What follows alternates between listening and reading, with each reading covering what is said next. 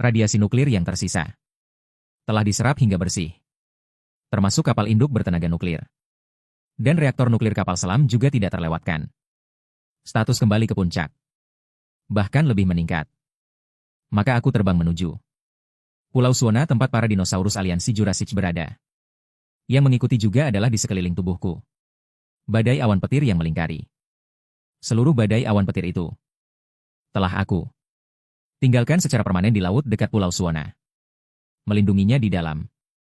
Setelah ini, jika manusia masih berani mengirim pasukan untuk datang, maka hanya dengan badai awan petir itu saja sudah cukup untuk membuat mereka menderita.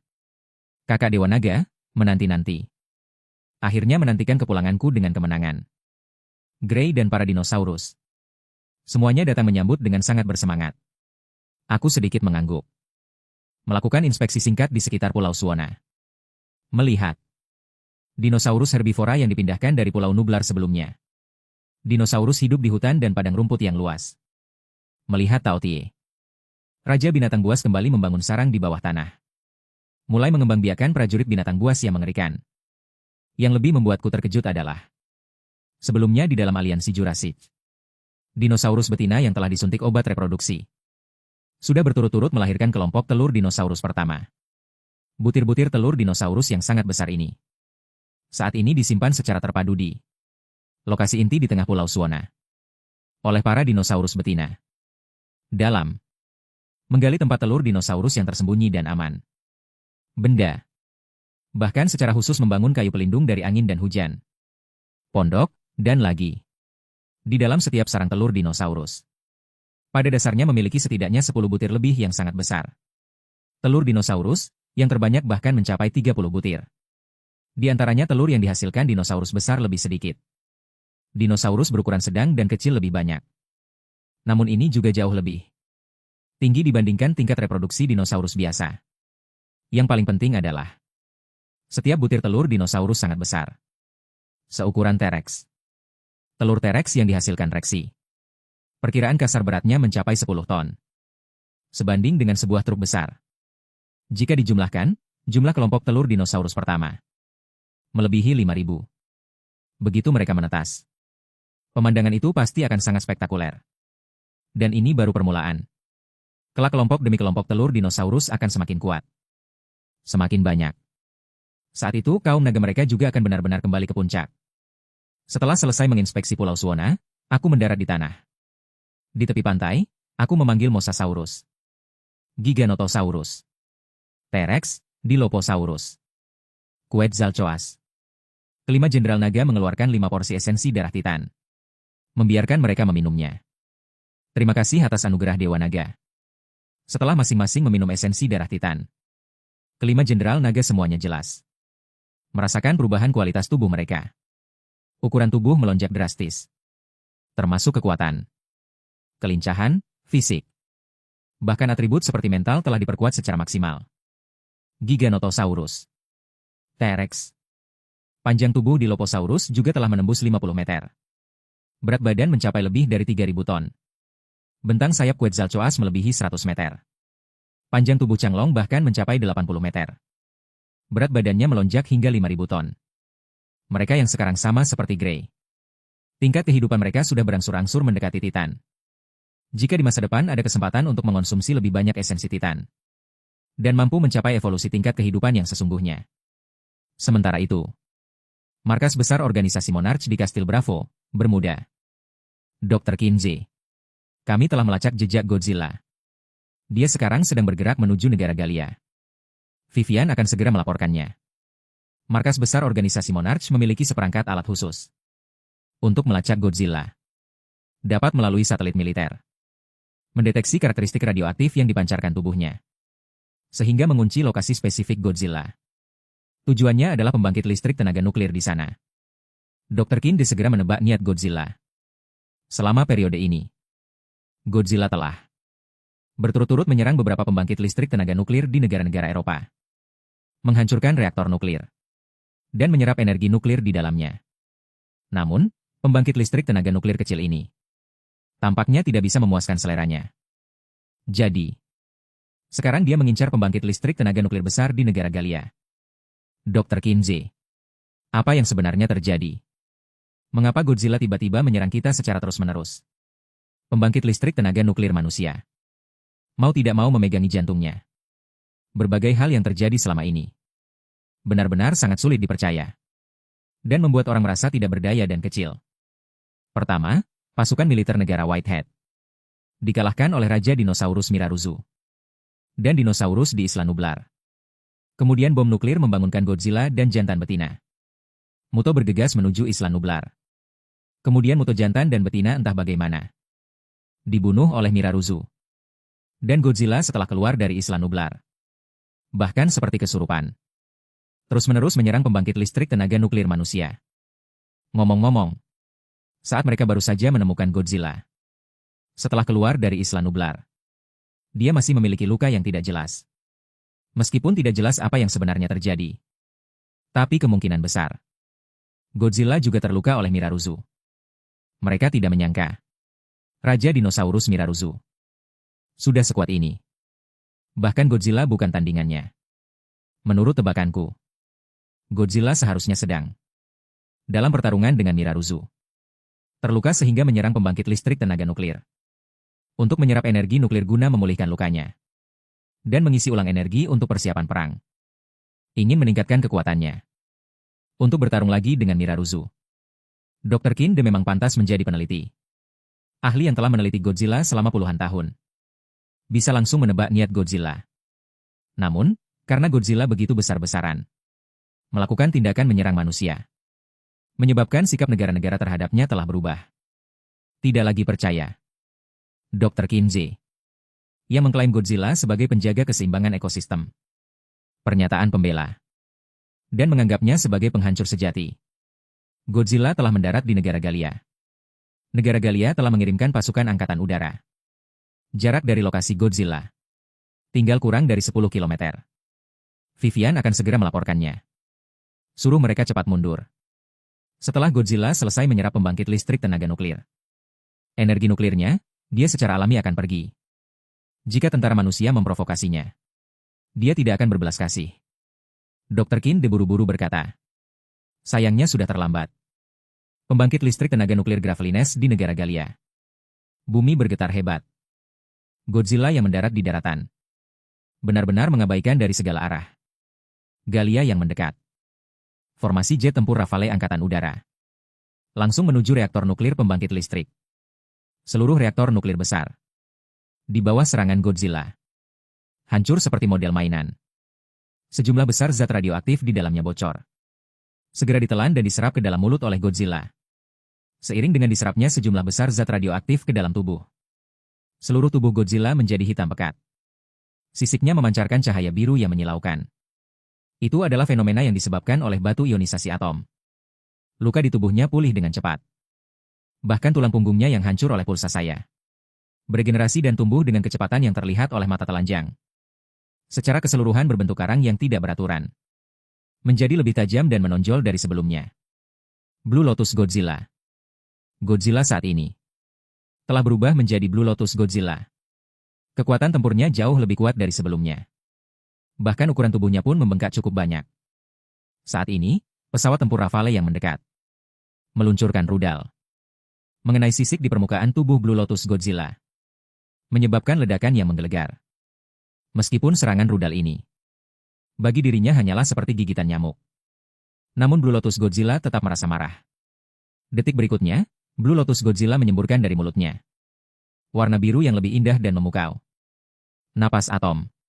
Secara akurat mengenai pesawat tempur Rafale satu persatu. Seperti menggunakan meriam anti pesawat untuk menembak nyamuk. Dalam sekejap. Membuat seluruh formasi pesawat tempur musnah. Dengan mudah memusnahkan. Formasi pesawat tempur yang seperti ngengat yang menerjang api. Blue Lotus Godzilla melangkah pergi. Segera kembali ke dalam lautan. Menghilang tanpa jejak. Kabar tentang Godzilla yang berturut-turut. Menyerang pembangkit listrik tenaga nuklir di berbagai negara Eropa. Sudah tersebar ke seluruh dunia. Membuat semua negara merasa panik dan cemas. Menurut pemantauan organisasi Monarch.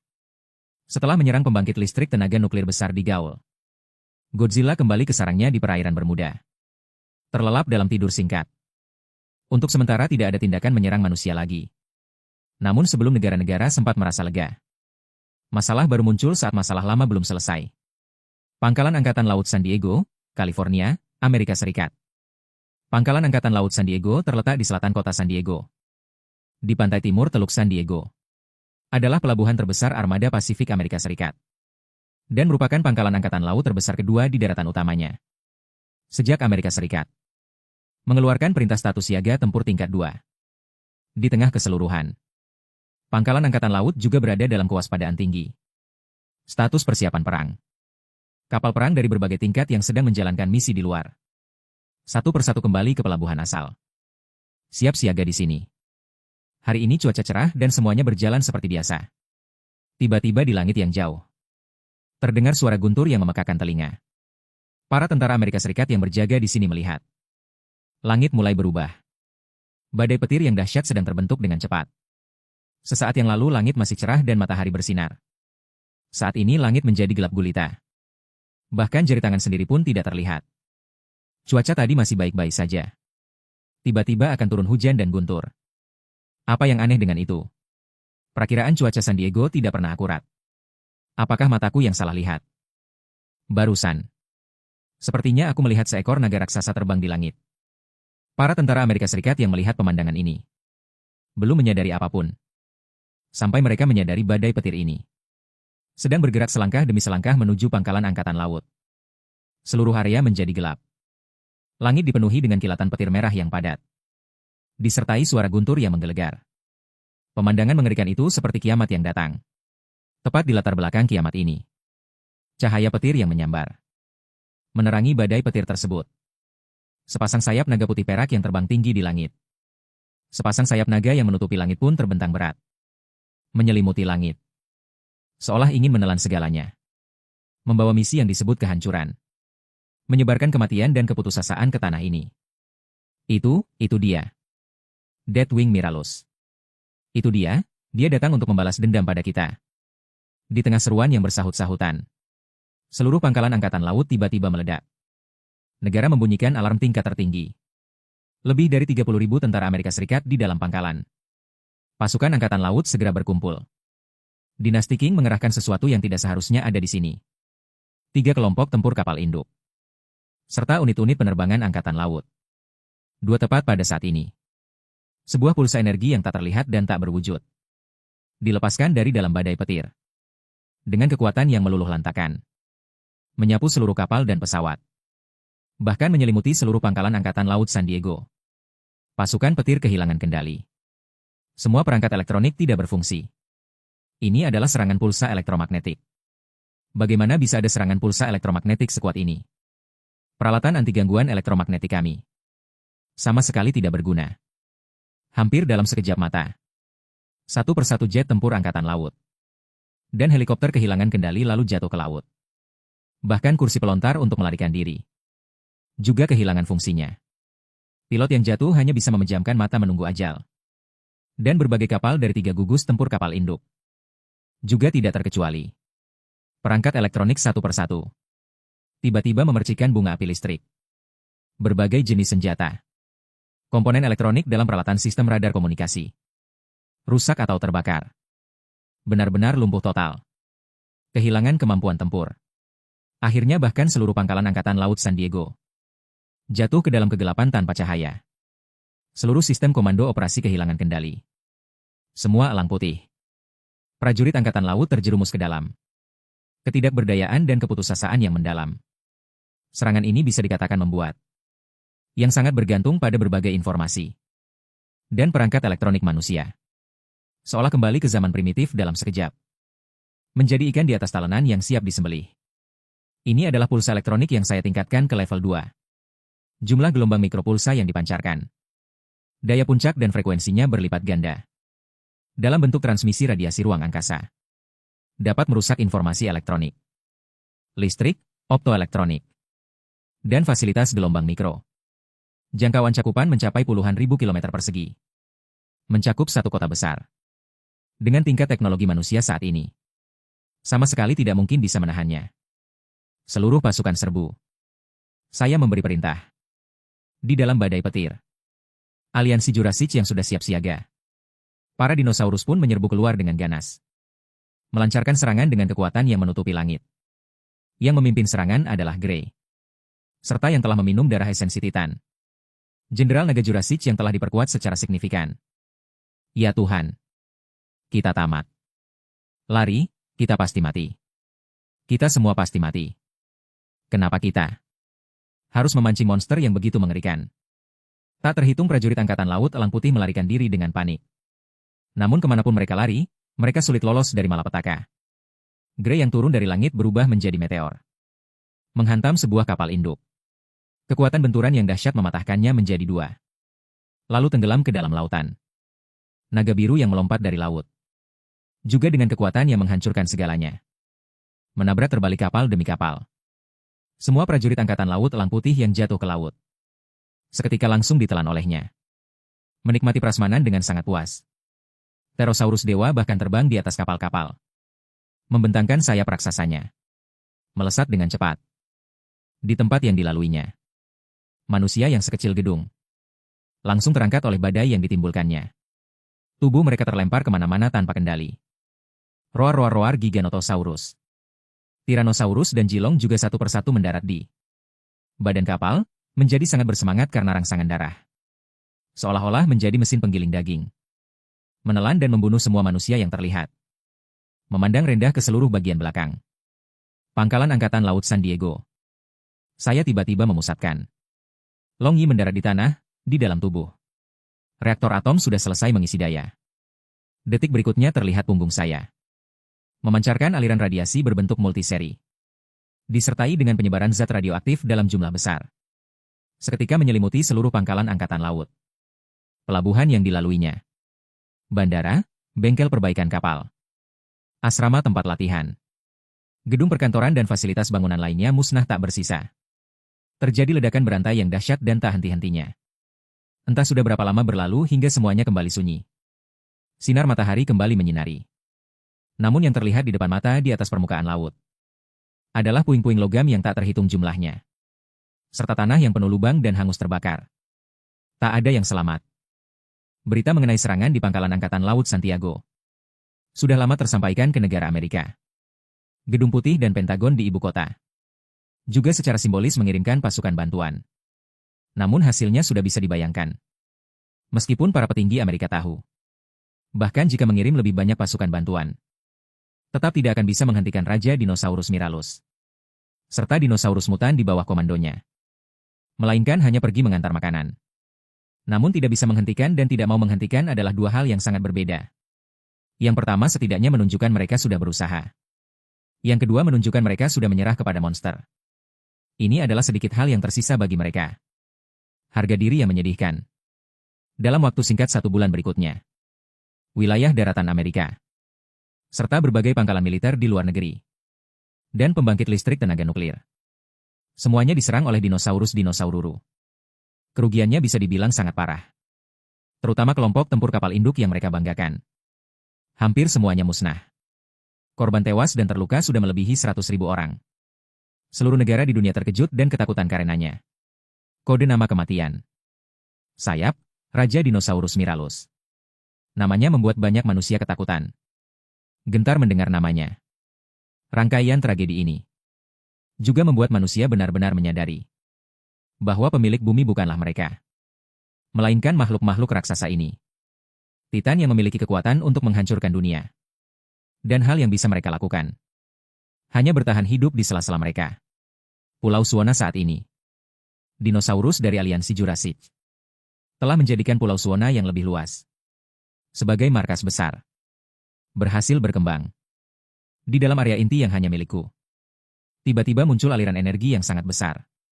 Namun segera kukendalikan. Tidak menyebar keluar.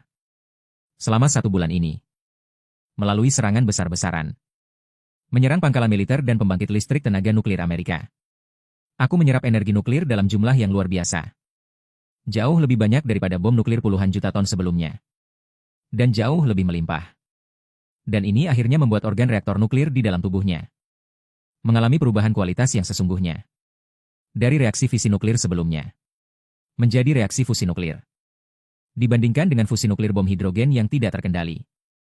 Organ reaktor nuklirku adalah fusi nuklir yang terkendali. Sebanding dengan bintang mini. Ini tidak diragukan lagi membuat napas atomku juga mengalami perubahan kualitas. Yang disemburkan bukan lagi panas radiasi biru putih, melainkan sinar panas pembakaran berwarna merah menyala. Sinar panas pembakaran adalah Godzilla versus Destoroyah. Jurus andalan Burning Godzilla di dalamnya. Kekuatannya setara dengan bom hidrogen. Berdasarkan reaksi fusi nuklir. Dengan menggabungkan dua inti hidrogen di dalam tubuh. Menjadi satu inti berat. Sambil melepaskan energi dalam jumlah besar. Suhunya bisa mencapai puluhan juta derajat Celcius. Lebih dari 100 kali lipat panas radiasi. Cukup untuk menandingi suhu inti matahari. Namun sekarang aku juga merasa dengan jelas. Organ reaktor atomku telah meningkat. Mencapai batas. Dalam waktu singkat menyerap lebih banyak atom. Setelah energi nuklir tidak bisa ditingkatkan lagi. Fokus untuk meningkatkan kekuatan. Harus kembali ke perolehan lebih banyak poin gen. Memperkuat berbagai kemampuan genetik. Setidaknya, bagaimanapun juga mencari masalah dengan manusia. Tidak bisa memberinya banyak gen. Hanya titan dan monster yang lebih bernilai. Kakak, cepat kemari dan lihatlah. Banyak telur dinosaurus yang sudah menetas hari ini. Saat ini, Suijian Glei terbang dengan terburu-buru. Membawakan kabar baik untukku. Aku pun merasa senang. Segera membentangkan sepasang sayap naga. Pergi ke area tempat penyimpanan telur dinosaurus. Setelah Dewa Naga melihat kedatanganku. Semua dinosaurus yang berkumpul di sini. Semuanya memanggil dengan hormat. Dan pandanganku juga tertuju pada sarang-sarang telur dinosaurus. Ternyata benar terlihat. Sudah ada hampir setengah dari telur dinosaurus yang telah retak. Dari dalamnya muncul satu demi satu bentuk. Anak dinosaurus yang berbeda-beda. T-Rex, Giganotosaurus. Kilong, Pterosaur. Therizinosaurus. Anak dinosaurus yang baru lahir ini ukurannya tidak kecil. Berat badannya dihitung dalam satuan ton. Jauh lebih luar biasa daripada hewan biasa. Mereka jelas mewarisi gen induknya. Baru lahir sudah menjadi spesies mutan. Seiring dengan pertumbuhan yang terus berlanjut. Mereka tidak hanya akan tumbuh semakin besar. Mewarisi berbagai kemampuan genetik induknya. Tetapi juga akan menjadi semakin cerdas. Kecerdasan berkembang seperti bayi manusia. Sedangkan di dalam sarang telur dinosaurus Grey, 7 butir telur dinosaurus yang tersusun rapi. Juga satu persatu mulai bergerak. Permukaan cangkang telur muncul semakin banyak retakan. Dan berguncang dengan hebat. Menetas. Melihat pemandangan ini, Grey juga sangat bersemangat. Anak-anaknya akhirnya akan lahir.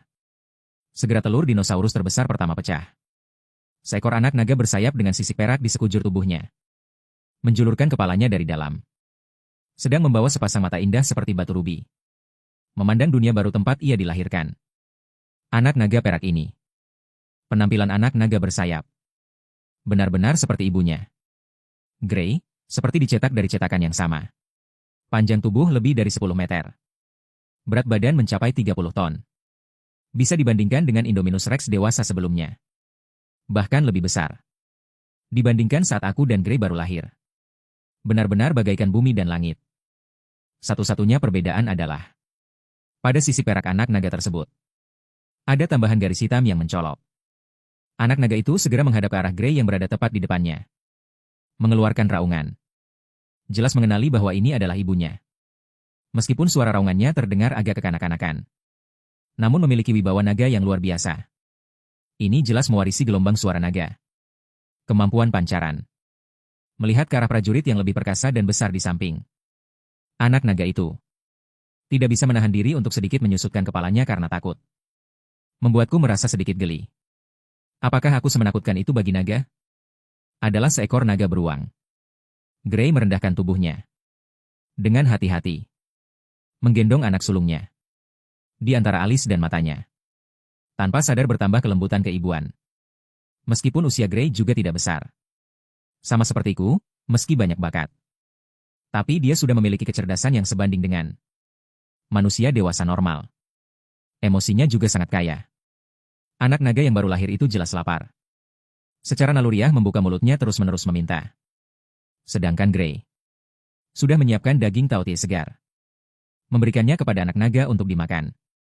Ngomong-ngomong, kakak, bantu aku memberinya nama. Sambil memberi makan anak naga, Grey berkata. Namai saja Black. Aku berpikir sejenak. Lalu berdasarkan garis hitam yang ada pada anak naga itu, memberinya nama Black, begitu datang langsung Black. Asal-usul namanya bisa dibilang sejalan dengan Grey. Kebetulan 6 anak naga Grey lainnya juga bisa dinamai dengan cara yang sama. Menggunakan warna untuk menamai anak naga.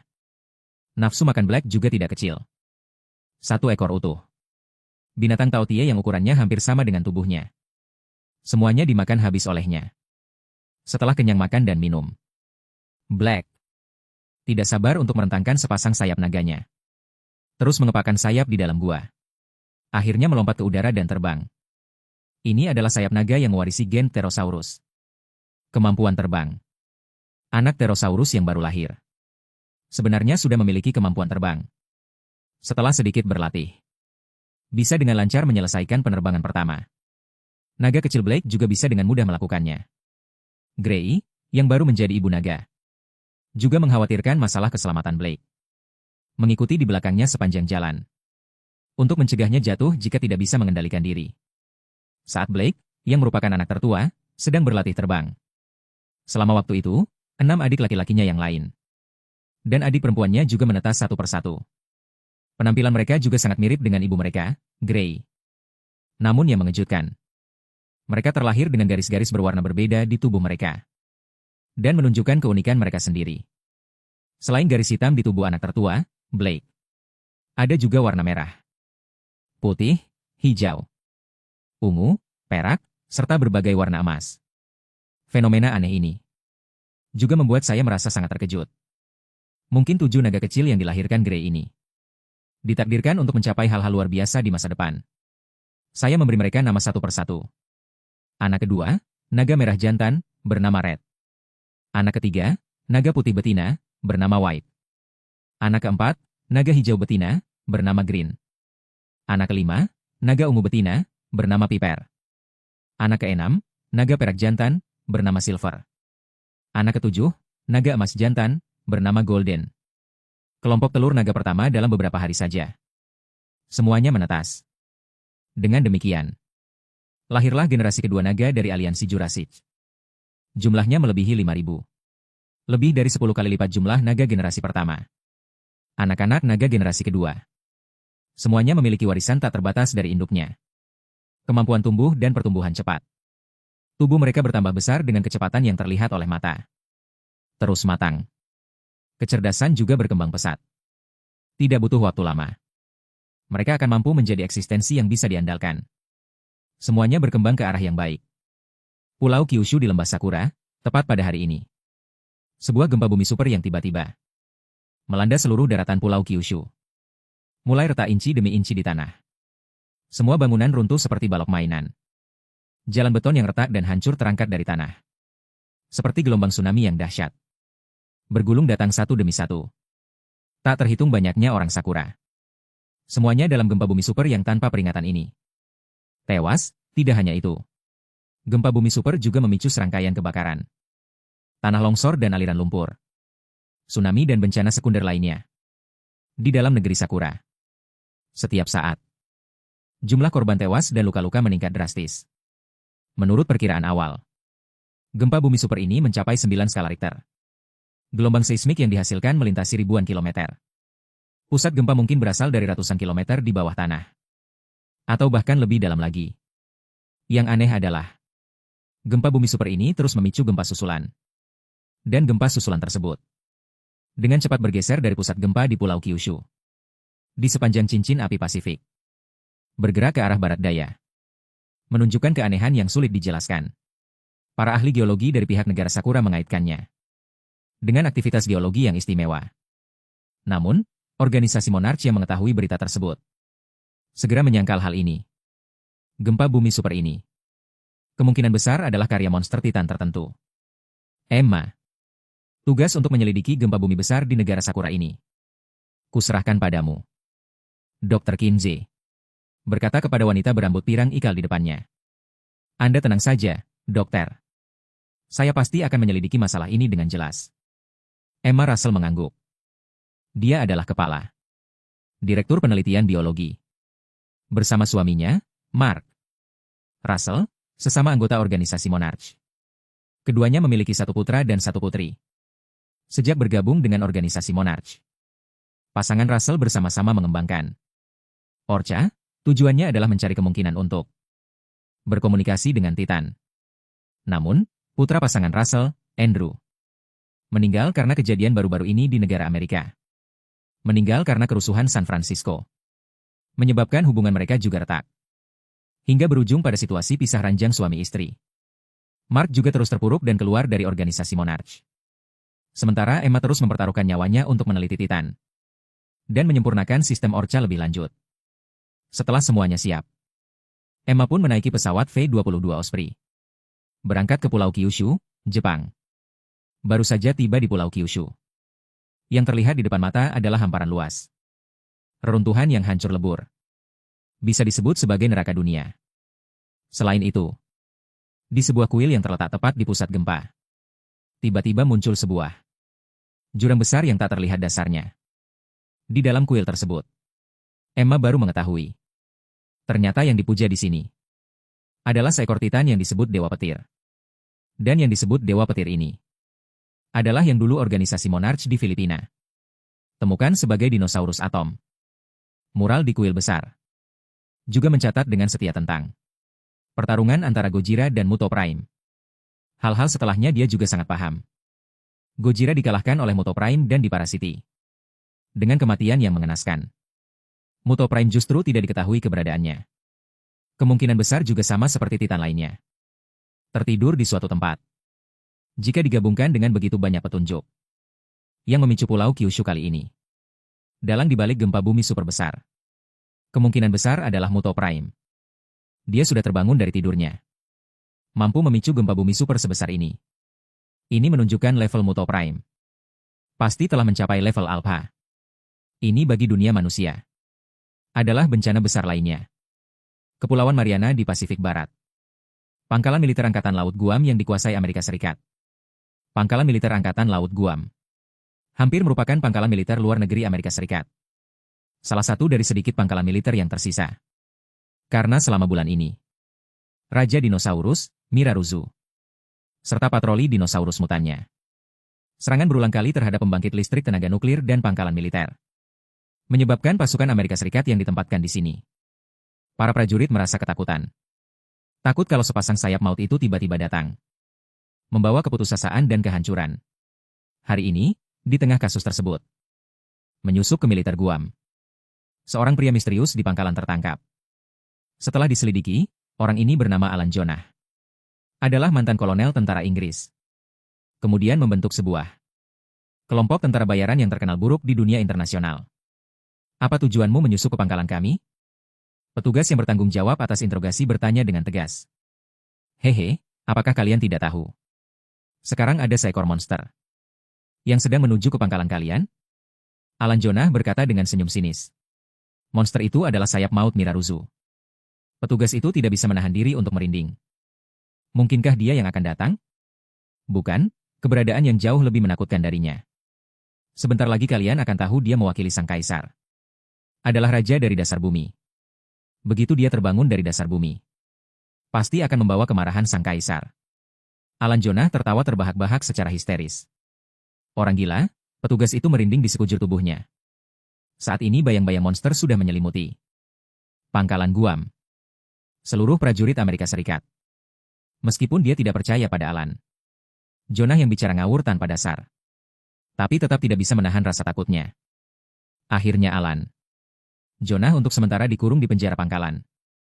Petugas itu juga tidak memberitahu Alan Jonah kepada orang lain di pangkalan, agar tidak menimbulkan kepanikan.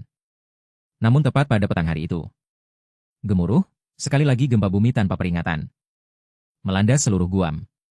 Permukaan tanah di tengah pangkalan sekali lagi retak membentuk jurang yang besar dan dalam. Tiba-tiba, raungan gelombang suara yang merobek udara terdengar keluar dari jurang bawah tanah. Terlihat di tengah debu yang berterbangan. Sepasang warna coklat kekuningan yang merobek bumi. Tangan raksasa terulur. Diikuti oleh sesosok tubuh raksasa.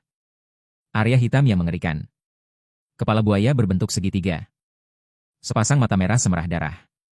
Cangkang eksoskeleton yang mengeras. Seluruh tubuh dipenuhi bilah tajam yang menonjol. Yang paling menarik perhatian adalah sepasang cakar depan raksasa yang kokoh seperti pilar penyangga langit. Mengandung kekuatan mengerikan yang mampu melintasi gunung dan laut. Itu adalah Titan kelas Alpha. Raja dari ras kumbang gempa. Kumbang naga gempa. Tinggi Praimoto mencapai 103 meter. Beratnya bahkan mencapai 120.000 ton yang mencengangkan. Ukuran tubuhnya hanya kalah dari King Ghidorah. Sejak mengalahkan Dagon. Praimoto tidur di bawah Pulau Kyushu, Jepang. Organisasi Monarch pun belum pernah menemukan keberadaannya. Sampai beberapa waktu terakhir.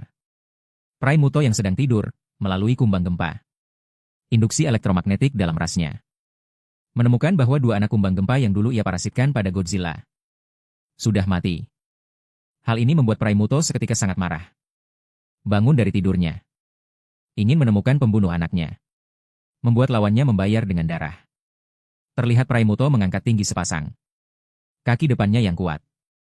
Cakar raksasa itu kemudian menghantam tanah dengan keras. Detik berikutnya, gelombang gempa yang destruktif menyebar ke segala arah. Kecepatan rambatnya sangat cepat. Bumi pun mengeluarkan suara tak tertahankan. Membuat permukaan pangkalan Guam benar-benar runtuh. Entah sudah berapa banyak prajurit Amerika yang tidak sempat bereaksi. Terkubur di dalam reruntuhan. Dan Praimoto juga dengan cepat menemukan kapal-kapal yang tidak seharusnya ada di sana. Kapal selam nuklir kelas Virginia. Tanpa ragu melahapnya. Menyerap energi nuklir dari reaktor nuklir. Saat Praimoto sedang berpesta. Raungan marah terdengar dari belakangnya. Di atas permukaan laut. Tiba-tiba muncul sosok Titan yang seluruh tubuhnya memancarkan cahaya biru. Sosok Titan itu adalah Godzilla. Selama bulan ini, Godzilla tidur di sarang laut dalam bermuda. Tidur di dalam lubang. Menyerap dan memurnikan energi nuklir dalam tubuhnya. Tepat hari ini, Godzilla akhirnya bangun kembali. Penyebabnya adalah karena dia merasakan aura milik Praimoto. Pertemuan musuh bebuyutan kuno. Pertempuran akan segera pecah, Godzilla menyerang lebih dulu. Melangkah lebar seperti kilat.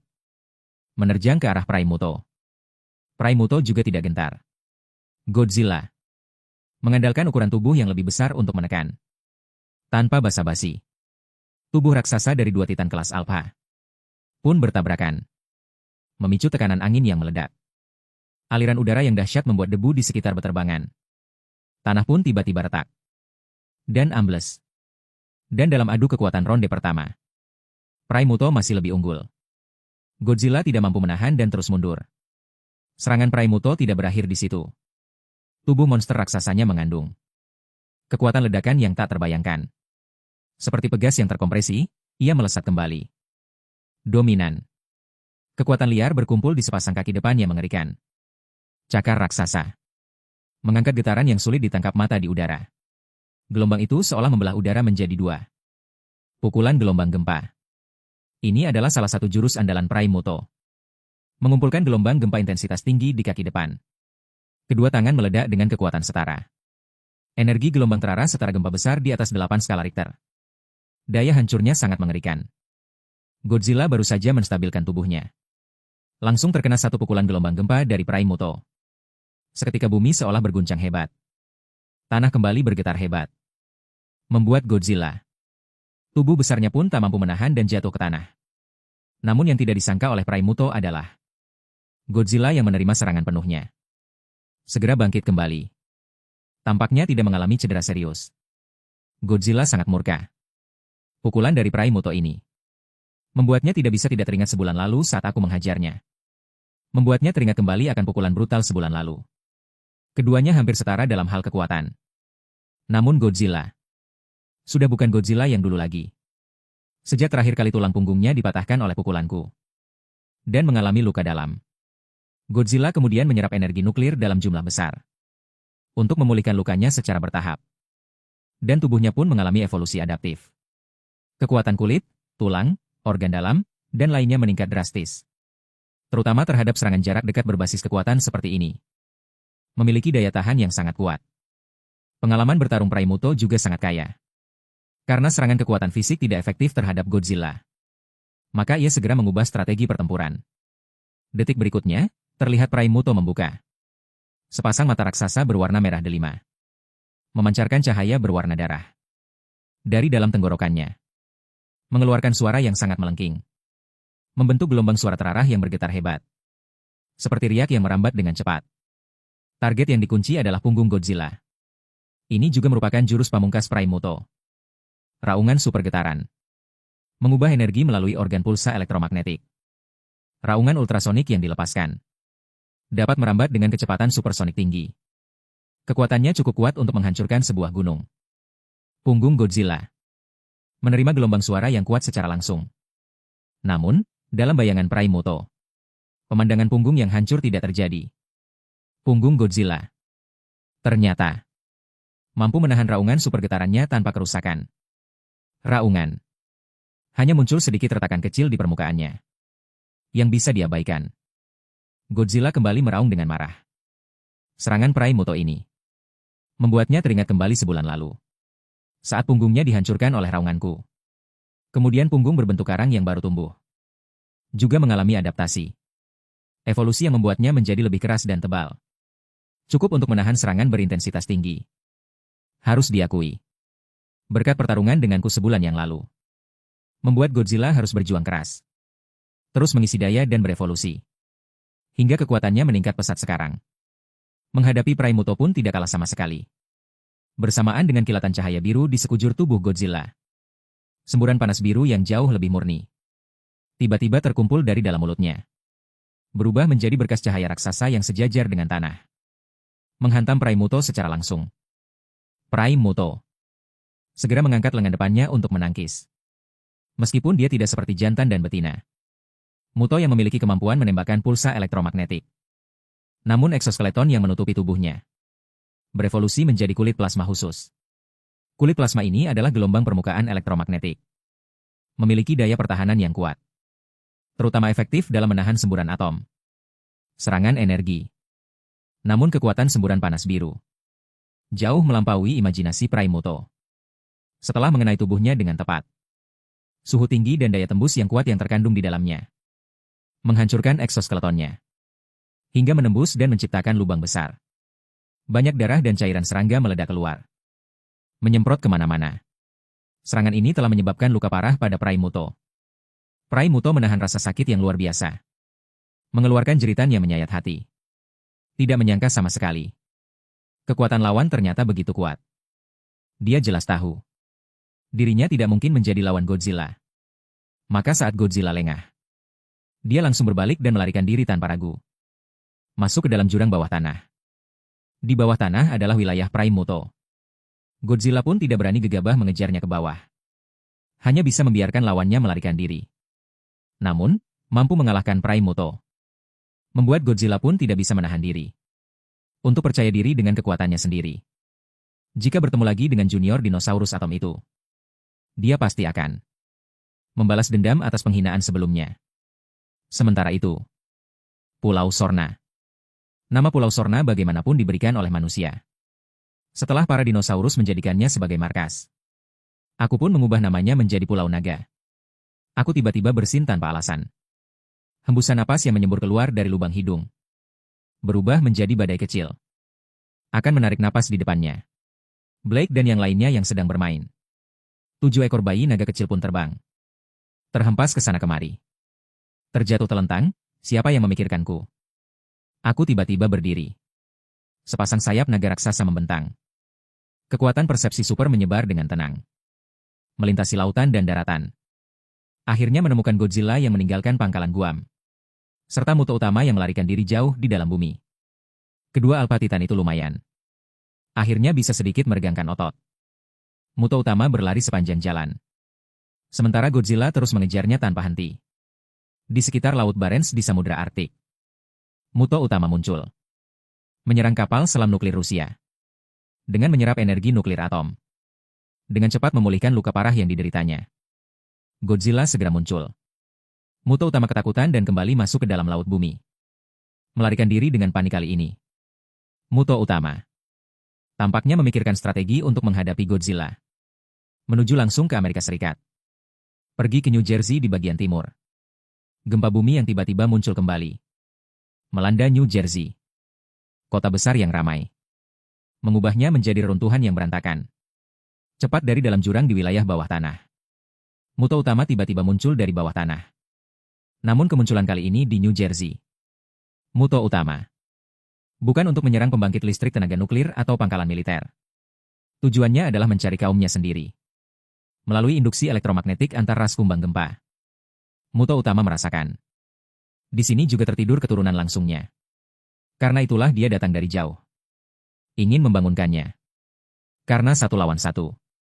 Tidak bisa mengalahkan Godzilla. Muto utama memanggil Titan. Bersamaan dengan listrik yang terus dikeluarkan Muto utama. Pulsa magnetik. Di bawah tanah pusat perbelanjaan besar di kota itu. Merespons dan mengeluarkan suara tajam yang jelas. Saat tanah bergetar hebat. Seekor Muto betina berukuran raksasa. Segera muncul dari sana. Ukurannya bahkan lebih besar dari Muto sebelumnya. Tingginya mencapai 95 meter. Beratnya diperkirakan lebih dari 80.000 ton. Bentuknya juga lebih mirip dengan Muto utama. Ada pertumbuhan yang jelas di punggung dan sendi anggota tubuhnya. Tumbuh duri tajam. Eksoskeleton di tubuhnya. Cangkangnya dipenuhi luka lama dari medan perang. Muto betina ini adalah Ratu Muto. Juga keturunan terkuat Muto utama. Muncul dari banyak Muto betina dan dinobatkan sebagai ratu. Di masa depan akan menjadi kandidat Muto utama generasi berikutnya. Tingkat kekuatan. Cukup untuk berada di puncak Titan. Ratu Muto juga selalu tertidur. Di bawah tanah New Jersey. Dari awal hingga akhir. Organisasi Monarch tidak pernah menemukan keberadaannya. Sampai kemudian. Godzilla, King of the Monsters. Saat King Ghidorah membangunkan semua Titan yang tertidur. Dia baru muncul kembali. Ratu Muto yang terbangun. Melihat Muto utama. Segera membungkuk dengan hormat untuk menyatakan tunduk. Selain itu, Ratu Muto juga memberitahu Muto utama sebuah kabar. Di daerah Siberia. Sebelum Ratu Muto tertidur. Pernah melahirkan sekumpulan telur serangga. Dengan menyerap radioaktivitas jauh di dalam tanah. Tumbuh dan menetas dari biji. Sekarang dia bisa pergi. Membangunkan anak-anaknya. Keturunan generasi kedua yang dilahirkan Ratu Muto. Berbeda dengan keturunan generasi pertama yang dilahirkan Muto utama. Muto utama adalah makhluk hermafrodit. Dan yang dilahirkannya sebenarnya adalah sejenis spora parasit. Jumlah spora parasit ini relatif sedikit. Dan seringkali terhadap energi nuklir atom. Persyaratan cukup tinggi. Siklus penetasan juga lebih lama. Biasanya Muto Prime akan memilih untuk memproduksinya di atom. Reaktor nuklir dinosaurus. Di dalam organ. Sedangkan Ratu Muto adalah betina. Harus kawin dengan pejantan baru bisa bertelur. Yang dihasilkan juga telur Muto biasa. Jumlahnya cukup banyak. Sekali bertelur bisa menghasilkan ratusan butir. Kebutuhan akan energi nuklir atom juga tidak terlalu tinggi. Siklus penetasan pun lebih singkat. Tentu saja karena perbedaan keduanya. Maka keturunan generasi pertama yang dihasilkan Muto Prime. Kekuatannya akan lebih kuat. Seperti Ratu Muto. Muto jantan dan betina. Sedangkan keturunan generasi kedua yang dihasilkan Ratu Muto. Kekuatannya cenderung lemah. Namun keunggulannya ada pada jumlah yang lebih banyak. Contohnya dalam Godzilla 2014. Muto betina di atas bom nuklir. Menghasilkan banyak telur Muto. Muto Prime seketika sangat gembira. Dengan adanya kawanan Muto seperti ini. Jangankan Godzilla. Seluruh bumi akan menjadi milik mereka. Tidak boleh ditunda lagi. Muto Prime takut Godzilla akan datang mencarinya lagi. Membawa Ratu Muto kembali masuk ke dalam tanah. Menuju ke arah Siberia. Negara beruang. Wilayah utara dataran Siberia Barat. Sejak masa Perang Dingin tahun 1959. Organisasi Monarch telah di wilayah ini. Mendirikan pos terdepan Siberia Barat. Merupakan salah satu pos terdepan tanpa nomor yang langka. Dan juga pos terdepan yang paling awal. Di tengah angin utara yang menderu. Sebuah V-22 Osprey. Muncul di pos terdepan yang terbengkalai ini. Yang turun darinya. Adalah rombongan Emma yang datang dari Pulau Kyushu, negara Sakura. Dokter Emma, kami baru saja mendapat kabar. Muto Prime muncul di negara bagian New Jersey, Amerika Serikat. Dan di sana telah membangunkan seekor Ratu Muto yang jauh lebih besar dari Muto lainnya. Saat ini belum diketahui kemana mereka akan pergi selanjutnya. Pria yang mengikuti di sampingnya, Mears, melaporkan kabar tersebut. Muto sialan ini Aku punya firasat. Mereka akan muncul di sini selanjutnya. Menyebut ayah angkat Muto yang membunuh anaknya sendiri. Emma seketika memasang wajah penuh kebencian. Mengapa? Apakah kalian tahu? Pendirian pos terdepan Siberia Barat ini. Untuk mengawasi monster apa? Tanya Emma. Semua orang menggelengkan kepala. Pos terdepan Siberia Barat ini. Karena sudah lama tidak terawat. Sudah ditinggalkan sejak tahun 70-an abad lalu. Jika bukan karena Emma yang ingin datang ke sini. Mereka bahkan tidak tahu keberadaannya. Adalah seluruh kawanan Muto. Saat itu, satu unit pasukan teknik negara beruang. Ketika sedang menambang minyak di bawah tanah. Menemukan banyak telur Muto. Di sini menyerap zat radioaktif dari tambang minyak. Emma menjelaskan. Data rahasia mengenai abad lalu ini. Juga baru ia ketahui baru-baru ini. Kemudian organisasi Monarch mengetahui kabar tersebut. Barulah mereka mendirikan pos terdepan pertama di sini. Namun saat itu Monarch. Organisasi tidak mengetahui bahaya dari telur-telur Muto ini. Alih-alih membunuh mereka. Justru membiarkan mereka terus berkembang biak dengan alasan penelitian. Kemudian setelah Perang Vietnam berakhir di tahun 70-an. Anggaran organisasi Monarch dipotong. Sehingga pos terdepan ini ditinggalkan. Telur-telur Muto ini pun terlupakan di sudut. Meskipun telur-telur Muto ini selama ini tidak menunjukkan tanda-tanda kehidupan. Namun sekarang Muto Prime dan Ratu Muto bangkit satu persatu. Mereka pasti akan datang ke sini untuk membangkitkan keturunan Muto ini. Saat itu seluruh dunia akan dalam bahaya. Ya Tuhan. Semua orang yang mendengar kabar ini langsung pucat pasi. Muto Prime dan Ratu Muto. Kemunculan dua titan tersebut sudah membuat dunia porak-poranda. Jika mereka sedang membangunkan seluruh koloni Muto di sini. Jika itu terjadi, konsekuensinya tak terbayangkan. Kita harus bergegas sebelum Prime Muto dan Ratu Muto tiba. Untuk memusnahkan telur-telur Muto ini. Emma berkata. Segera, Emma dan kelompoknya menemukan lokasi tambang minyak yang ditinggalkan Uni Soviet. Setelah melengkapi diri dengan pakaian pelindung. Mereka turun jauh ke bawah tanah melalui lift. Hingga sampai ke bagian terdalam tambang. Yang terlihat oleh mereka adalah sejumlah besar telur Muto raksasa. Jumlahnya setidaknya ada ratusan. Meskipun tidak sebesar telur Muto jantan dan betina sebelumnya. Tapi setidaknya setengah dari ukurannya. Dan permukaan cangkang setiap telur Muto sudah mengalami pelapukan karena suhu yang sangat rendah. Mulai bergerak. Tanpa seolah-olah tidak ada kehidupan lagi. Telur-telur Muto ini pasti sudah mati, kan? Miles menghela napas lega. Tak disangka, tepat setelah dia selesai bicara. Telur-telur Muto ini seolah merasakan sesuatu. Dan secara bersamaan bergetar hebat. Permukaan cangkang telur kemudian retak dengan celah yang padat. Gawat, telur-telur Muto ini akan menetas. Wajah Emma berubah pucat pasi. Mereka terlambat. Cepat mundur, cepat mundur. Muto yang sudah menetas bukanlah sesuatu yang bisa mereka bunuh. Tetap di sini hanya akan menemui ajal. Jadi, Emma dan kelompoknya terpaksa buru-buru naik lift untuk melarikan diri. Saat itu juga, terlihat satu demi satu Muto dewasa keluar dari cangkang telur mereka. Dan semuanya mengeluarkan pekikan yang tajam dan menusuk telinga. Di antaranya ada Muto jantan yang bisa terbang. Berukuran lebih kecil. Dengan tinggi lebih dari 20 meter. Serta Muto betina yang lebih besar. Mencapai tinggi 40 meter. Meskipun kekuatan individu mereka tidak sebanding dengan Prime Muto atau Muto jantan dan betina langsung yang dihasilkannya. Namun mereka tetap bisa dianggap sebagai entitas subtitan. Dan jumlah mereka lebih dari 100 ekor. Begitu mereka muncul di dunia manusia. Konsekuensinya tak terbayangkan. Tepat saat Emma dan kelompoknya melalui lift. Baru saja melarikan diri dari tambang minyak. Gempa bumi hebat tiba-tiba datang dari bawah tanah. Retakan besar muncul satu demi satu di bawah kaki mereka. Itu Prime Muto.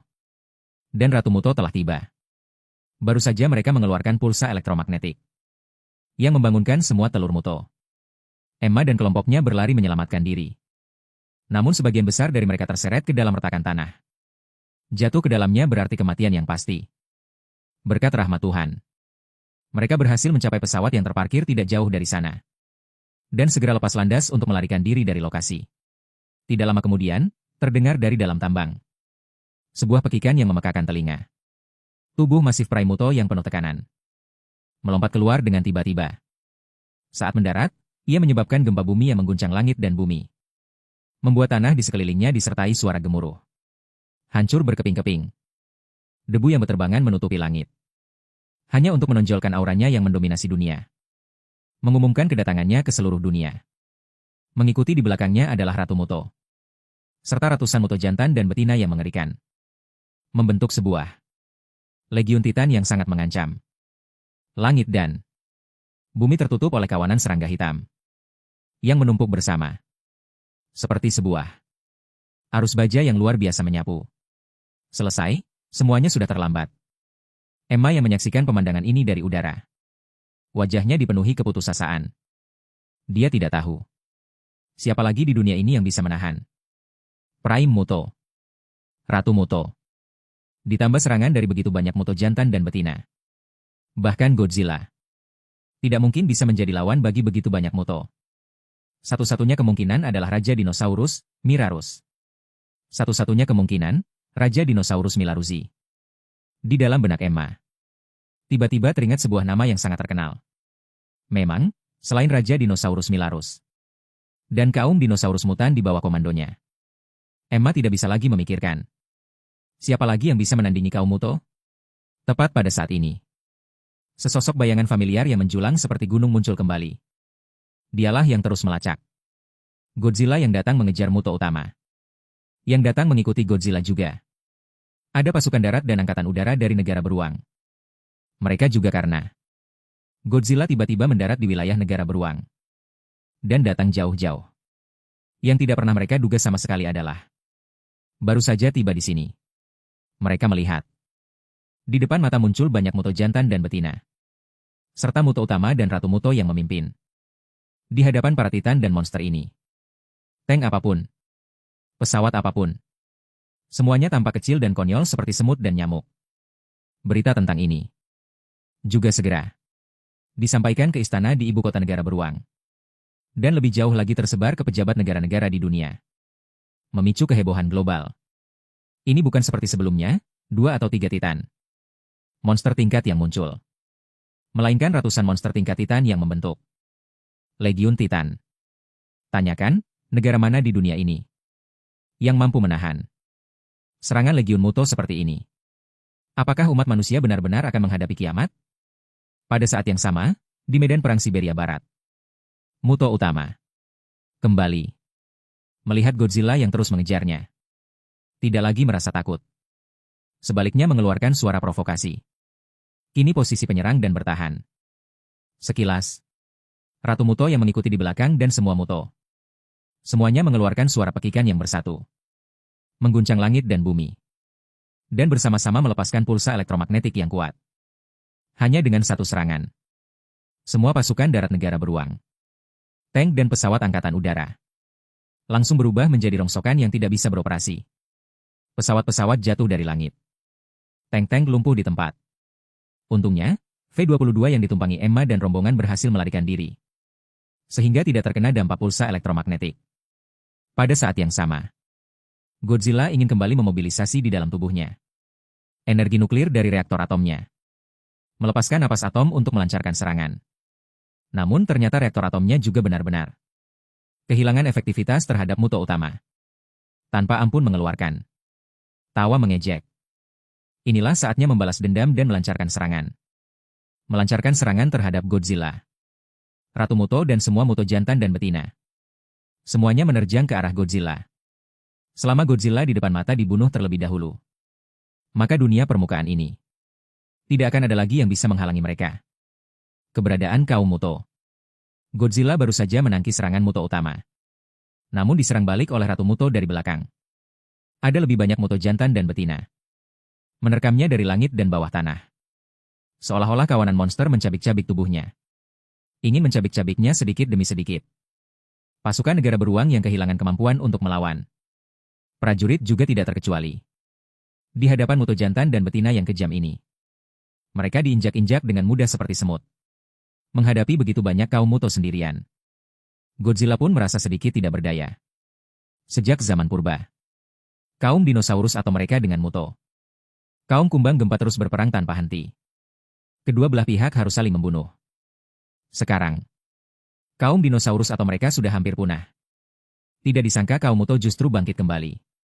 Kekuatannya sudah sangat kuat hingga tak terbendung.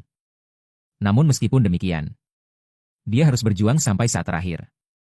Bersumpah untuk melindungi wilayahnya sampai mati. Tidak tahu sudah bertahan berapa lama. Tubuh Godzilla tidak bisa lagi menopang dan ambruk ke tanah. Sepenuhnya kehilangan kemampuan untuk melawan. Muto tertinggi yang penuh dengan ambisi juga tidak berniat untuk langsung membunuh Godzilla, melainkan mengeluarkan organ penelurannya. Ingin menanamkan parasit keturunan langsungnya ke dalam tubuh Godzilla, agar di kemudian hari bisa semakin memperkuat kekuatan kaum Muto. Godzilla pun kalah. Markas besar organisasi Monarch, Serizawa dan yang lainnya, saat menyaksikan kejadian ini melalui satelit, juga merasa jantung mereka seakan termas. Dipenuhi dengan keputusasaan dan ketidakberdayaan yang tak tertahankan. Bahkan Godzilla pun kalah. Siapa lagi yang bisa menghentikan kaum Muto? Dokter Serizawa. Satelit baru saja mendeteksi sekumpulan awan badai petir yang sangat kuat sedang bergerak cepat mendekati wilayah Siberia Barat. Tiba-tiba, Vivienne menemukan sesuatu dan berseru kaget.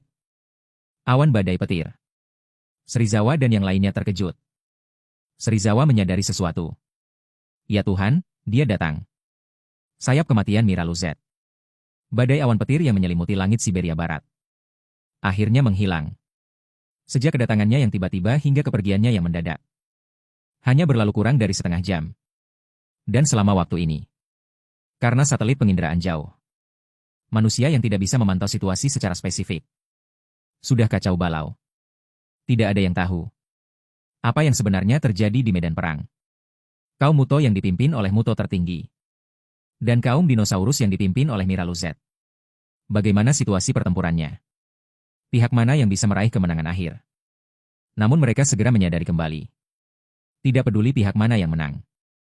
Bagi manusia, itu bukanlah hal yang baik. Baik itu Muto maupun dinosaurus. Keduanya adalah penghancur sejati. Kecuali jika mereka saling menghancurkan hingga terluka parah. Jika tidak, situasi manusia tetap dalam bahaya besar. Markas besar organisasi Monarch di Kastil Bermuda. Dokter Serizawa.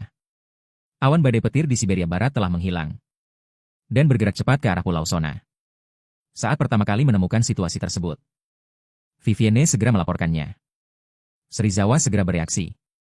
Ini berarti adalah kaum dinosaurus yang dipimpin oleh Raja Dinosaurus Miraluzet menang. Lalu, bagaimana dengan Muto tertinggi dan kaum Muto? Seiring dengan transmisi ulang gambar pemantauan satelit, semua orang segera melihat pemandangan yang mengejutkan di Siberia Barat. Medan perang. Benar-benar pemandangan seperti neraka. Permukaan tanah yang luas hancur lebur. Bahkan lapisan batuan mencair menjadi magma karena suhu tinggi. Tidak ada mayat kaum Muto yang tersisa.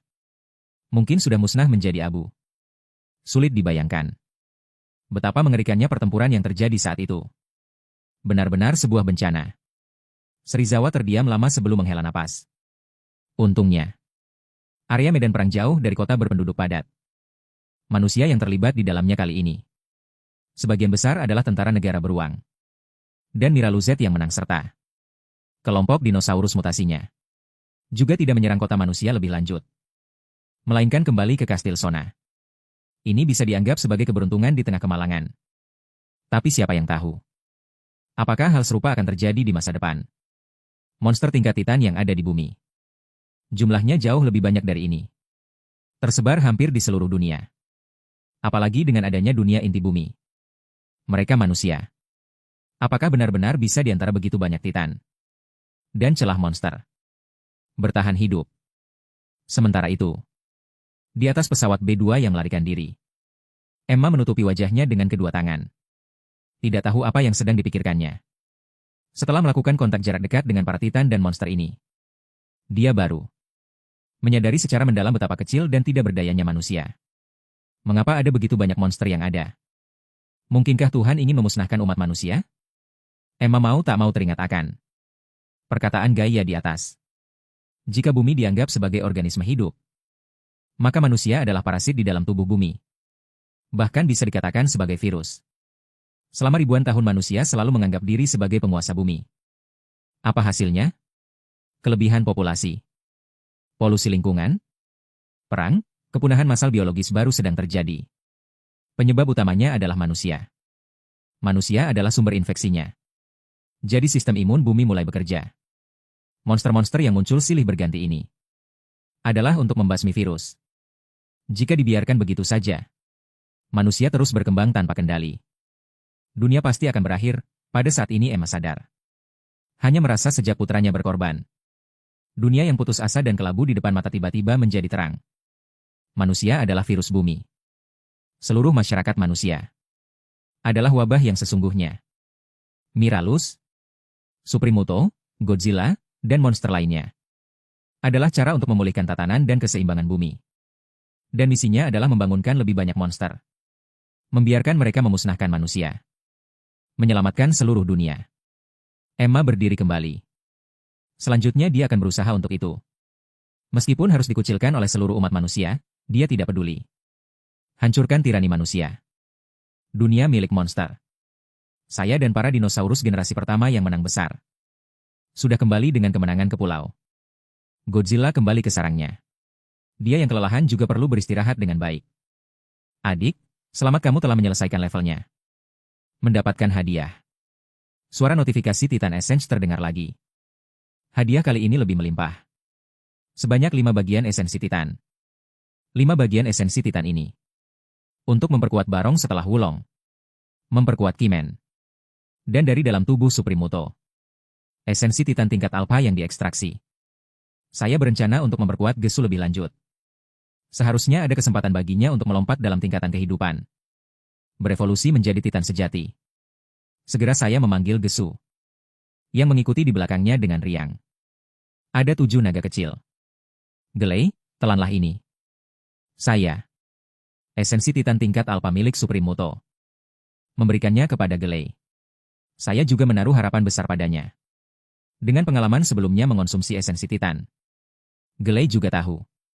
Ini adalah harta untuk meningkatkan kekuatannya dengan cepat. Gelei menelannya tanpa ragu. Juga ingin menjadi lebih kuat. Kelak berdiri di samping kakak dan bertarung bersamanya. Kali ini, energi yang terkandung dalam esensi Titan lebih murni dan besar. Membuat Gelei merasa sulit menahannya. Mengeluarkan raungan kesakitan. Namun dia tetap mengandalkan kekuatan tekadnya. Mengertakkan gigi dan bertahan. Seiring dengan penyerapan energi yang terus-menerus. Tubuh Gelei membengkak dengan drastis. Bahkan penampilannya berubah drastis. Sisik perak putihnya ternyata dihiasi dengan pola ungu yang misterius dan agung. Seluruh tubuhnya memancarkan cahaya yang menyilaukan. Yang membuat saya sangat terkejut adalah di bagian rusuk Gelei. Ternyata tumbuh lagi sepasang sayap raksasa. Jika dijumlahkan menjadi 2 pasang. Giok naga itu mudah. Permukaannya dipenuhi dengan sisik yang mengandung berbagai partikel pigmen. Mampu menghasilkan kilatan yang indah. Seluruh wajahnya seperti awan ungu. Bertatahkan rangkaian cahaya yang cantik. Posturnya sangat indah. Akhirnya evolusi tingkatan kehidupan Gelei selesai. Panjang tubuhnya melonjak hingga 100 meter dalam sekali tarikan napas. Tingginya mencapai 50 meter. Beratnya melebihi 30.000 ton. Kekuatannya tidak diragukan lagi telah masuk ke jajaran Titan. Dan setidaknya oleh kekuatan Titan Taji. Dan di dalam tubuhnya juga memiliki atom, organ reaktor nuklir dari ras dinosaurus. Bisa menyerap energi nuklir. Namun yang istimewa adalah organ reaktor nuklirnya berbeda dengan milik saya. Tidak bisa menggunakan elemen tanah atom melalui fisi nuklir. Melainkan mampu mengubah energi nuklir atom menjadi sejenis gelombang cahaya biologis. Dan memproyeksikan gelombang cahaya tersebut ke sayap naga yang strukturnya kompleks. Di atas sisik. Membentuk sejenis sinar pulsa dengan daya tembus yang sangat kuat. Jurus ini saya sebut sebagai pulsa pelangi. Kemudian, ketika organisasi Monarch melihat evolusi menjadi Titan Go oleh Dr. Qin Zhixiang, secara pribadi melakukan tindakan rahasia untuknya dan memberinya kode nama yang sangat terkenal. Ratu Cahaya Ajaib, Otuna. Otuna adalah Ratu Cahaya Ajaib dalam legenda penangkap naga. Memiliki sayap yang dapat terus beregenerasi. Akan terus berevolusi dari bentuk 2 sayap. Bentuk akhirnya mencapai 600 juta. Saat setiap pasang sayapnya bersinar. Dengan cahaya yang indah. Akan meluncurkan kekuatan penghancur dunia untuk menahan waktu. Menyapu bersih kejahatan. Selain Geksu, 5 tetes darah esensi Titan yang tersisa. Saya juga membiarkan salah satu dari 8 naga, Therizinosaurus. Pemimpin Carnotaurus. Pemimpin Yutyrannus. Pemimpin Velociraptor. Pemimpin Dilophosaurus meminumnya. Membuat mereka juga mengalami penguatan. Mencapai tingkat subtitan.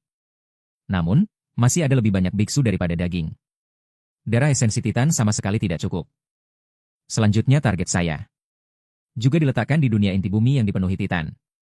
Luasnya dunia inti bumi sama sekali tidak kalah dengan dunia permukaan. Berdasarkan apa yang ditampilkan di film Monsterverse saat ini, diperkirakan hanya puncak gunung es. Ada berapa lapisan di dunia inti bumi? Dan ada berapa banyak monster tingkat Titan yang tidak diketahui? Saya juga sangat penasaran tentang hal ini.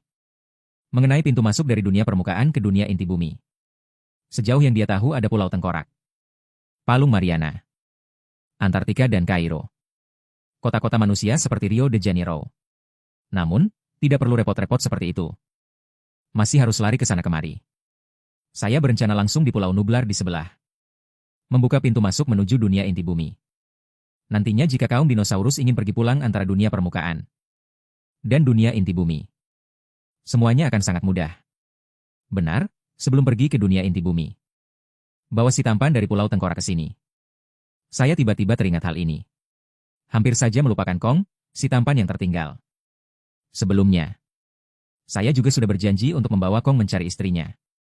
Jadi perjalanan ke dunia inti bumi ini bisa sekalian membawanya bersama. Tugas ini saya serahkan kepada Geksu. Memintanya pergi ke Pulau Tengkorak untuk membawa Kong ke sini. Setelah mengatur segalanya, saya juga untuk sementara memasuki kondisi meditasi tertutup. Membuka panel simulator. Menggunakan ratusan juta poin klasik yang diperoleh dari memusnahkan klan Muto sebelumnya. Terus melakukan penguatan berbagai kemampuan genetik. Ah, betapa sepinya menjadi tak terkalahkan. Menghadapi embusan angin laut yang menerpa wajah. Saat ini saya juga merasa sedikit tidak tahan di ketinggian. Perasaan dingin. Kedua tangan di saku. Tidak tahu apa itu lawan. Pulau Tengkorak, sesuai instruksi kakak. Glei telah meninggalkan Pulau Naga. Langsung menuju ke Pulau Tengkorak yang terletak di ujung lain Samudra Pasifik. Bersamaan dengan Geksu. 2 pasang sayap naga yang membentang hingga 200 meter terbuka. Menembus cakrawala. Tiba-tiba, muncul jalur laser berbentuk busur yang berwarna-warni. Itu adalah reaktor nuklir di dalam tubuhnya. Aliran partikel bermuatan energi tinggi yang dipancarkan. Bertabrakan dengan atom di atmosfer atas. Fenomena cahaya yang dihasilkan. Dan kecepatan terbangnya saat ini. Paling cepat bisa mencapai lebih dari 2 Mach. Sepanjang jalan menghasilkan ledakan sonik yang kuat.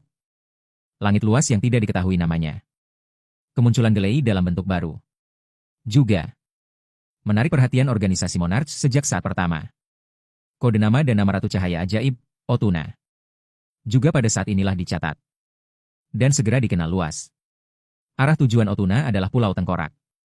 Qin Zeshilang bertanya. Ya, sepertinya dia pergi mencari Kong. Sebelum ini, Kong tampaknya tunduk pada Raja Dinosaurus, Mirarus. Tidak tahu apa yang akan terjadi selanjutnya. Apa yang direncanakan oleh dinosaurus mutan ini? Vivian berkata. Saat ini, fokus seluruh umat manusia bisa dibilang terpusat pada mutasi di Pulau Sonai. Pada kaum dinosaurus.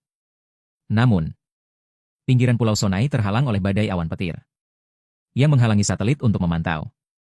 Orang-orang hanya bisa berspekulasi dalam skala yang lebih luas. Memperkirakan tindakan dinosaurus selanjutnya. Dengan lancar tiba di Pulau Tengkorak. Glei langsung menerobos masuk ke dalam badai awan petir di pinggirannya. Cahaya cemerlang yang dipancarkan oleh naga itu menerangi kegelapan yang pekat. Menonjolkan postur alaminya. Mendarat di Pulau Tengkorak yang terisolasi. Glei dengan raungan nyaring mengumumkan kedatangannya. Di suatu tempat di Pulau Tengkorak, meskipun bukan waktu yang sama. Tapi di tempat yang sama. Kong yang sedang tidur terbangun karena terkejut. Mendengar raungan asing itu. Mengira ada penyusup lagi yang datang. Buru-buru menyeka air liur di sudut mulutnya. Dengan marah bergegas mencari sumber suara. Karena bos naga memerintahkannya untuk menjaga Pulau Tengkorak di sini. Dia tidak akan pernah membiarkan penyusup lain menginjakkan kaki di sini. Kong baru saja tiba di lokasi. Yang terlihat di depan matanya adalah seekor naga bersayap 4. Naga perak yang memancarkan cahaya terang. Radiasi cahaya yang menyilaukan terpancar ke arahnya. Hampir membuatnya sulit untuk membuka mata. Tidak berani menatap langsung. Apakah kau Kong? Gelei. Melihat gorila berbulu hitam yang digambarkan oleh kakaknya. Mengeluarkan gelombang suara komunikasi Titan. Juga meredupkan kilau sayap naganya. Harus diakui, menurut estetika kaum naga, makhluk ini benar-benar jelek. Bagaimana kau mengenalku? Siapa kau? Kong baru bisa sedikit menatap Gelei. Bertanya dengan bingung. Namaku Gelei dari Aliansi Jurassic. Diperintahkan oleh Dewa Naga untuk membawamu pergi dari sini. Pergi ke Pulau Naga untuk menemui Dewa Naga. Gelei menjelaskan.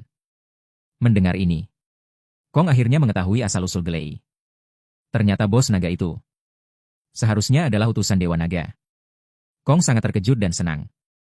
Setelah Dewa Naga pergi, dia selalu mematuhi perintahnya untuk menjaga Pulau Tengkorak. Beberapa bulan telah berlalu. Mengira Dewa Naga telah melupakannya. Ternyata sekarang dia mengirim naga untuk menjemputnya. Dewa Naga pernah berkata dunia ini sangat luas.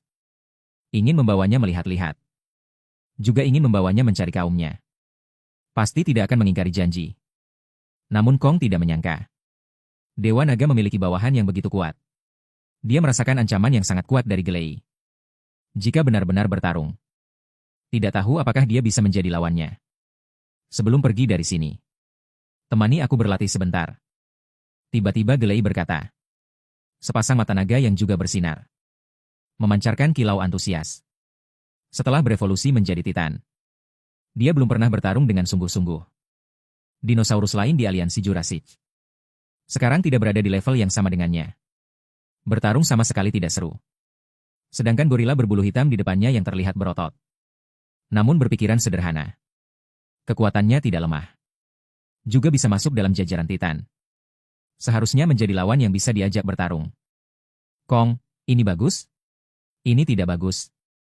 Namun detik berikutnya, Kong melihat Gelei mulai bergerak. Dua pasang sayap naga terbang ke udara. Setiap helai bulu di sayapnya mulai memancarkan cahaya yang menyilaukan. Akhirnya memadat menjadi semburan cahaya pulsa berbentuk pohon. Jatuh dari langit seperti hujan lebat. Setengah jam kemudian, Kong terkapar di tanah seperti anjing mati. Terengah-engah dengan lidah menjulur. Bulu hitam di tubuhnya pun rontok hingga botak di sana-sini. Dan meninggalkan banyak luka yang terus berdarah. Penampilannya sungguh sangat menyedihkan. Adapun penyebab dari segalanya, Gelei menari-nari dengan gembira di angkasa. Sepertinya dia juga tidak menyangka. Kekuatan tempurnya saat ini ternyata begitu kuat.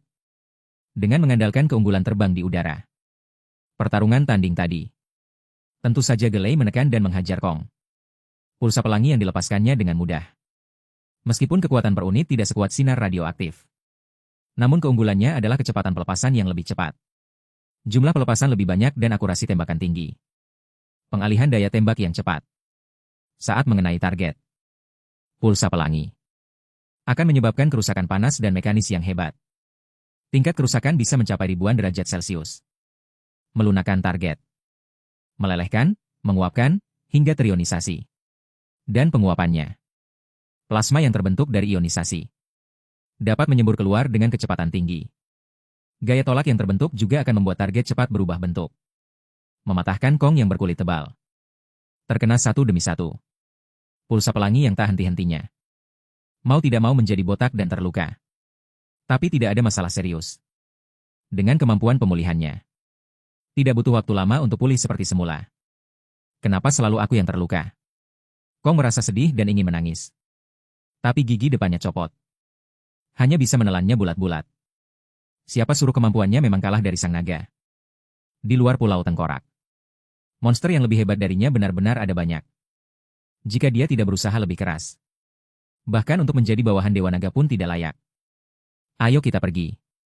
Setelah pertarungan tanding berakhir, Gelei juga tidak membuang waktu lagi.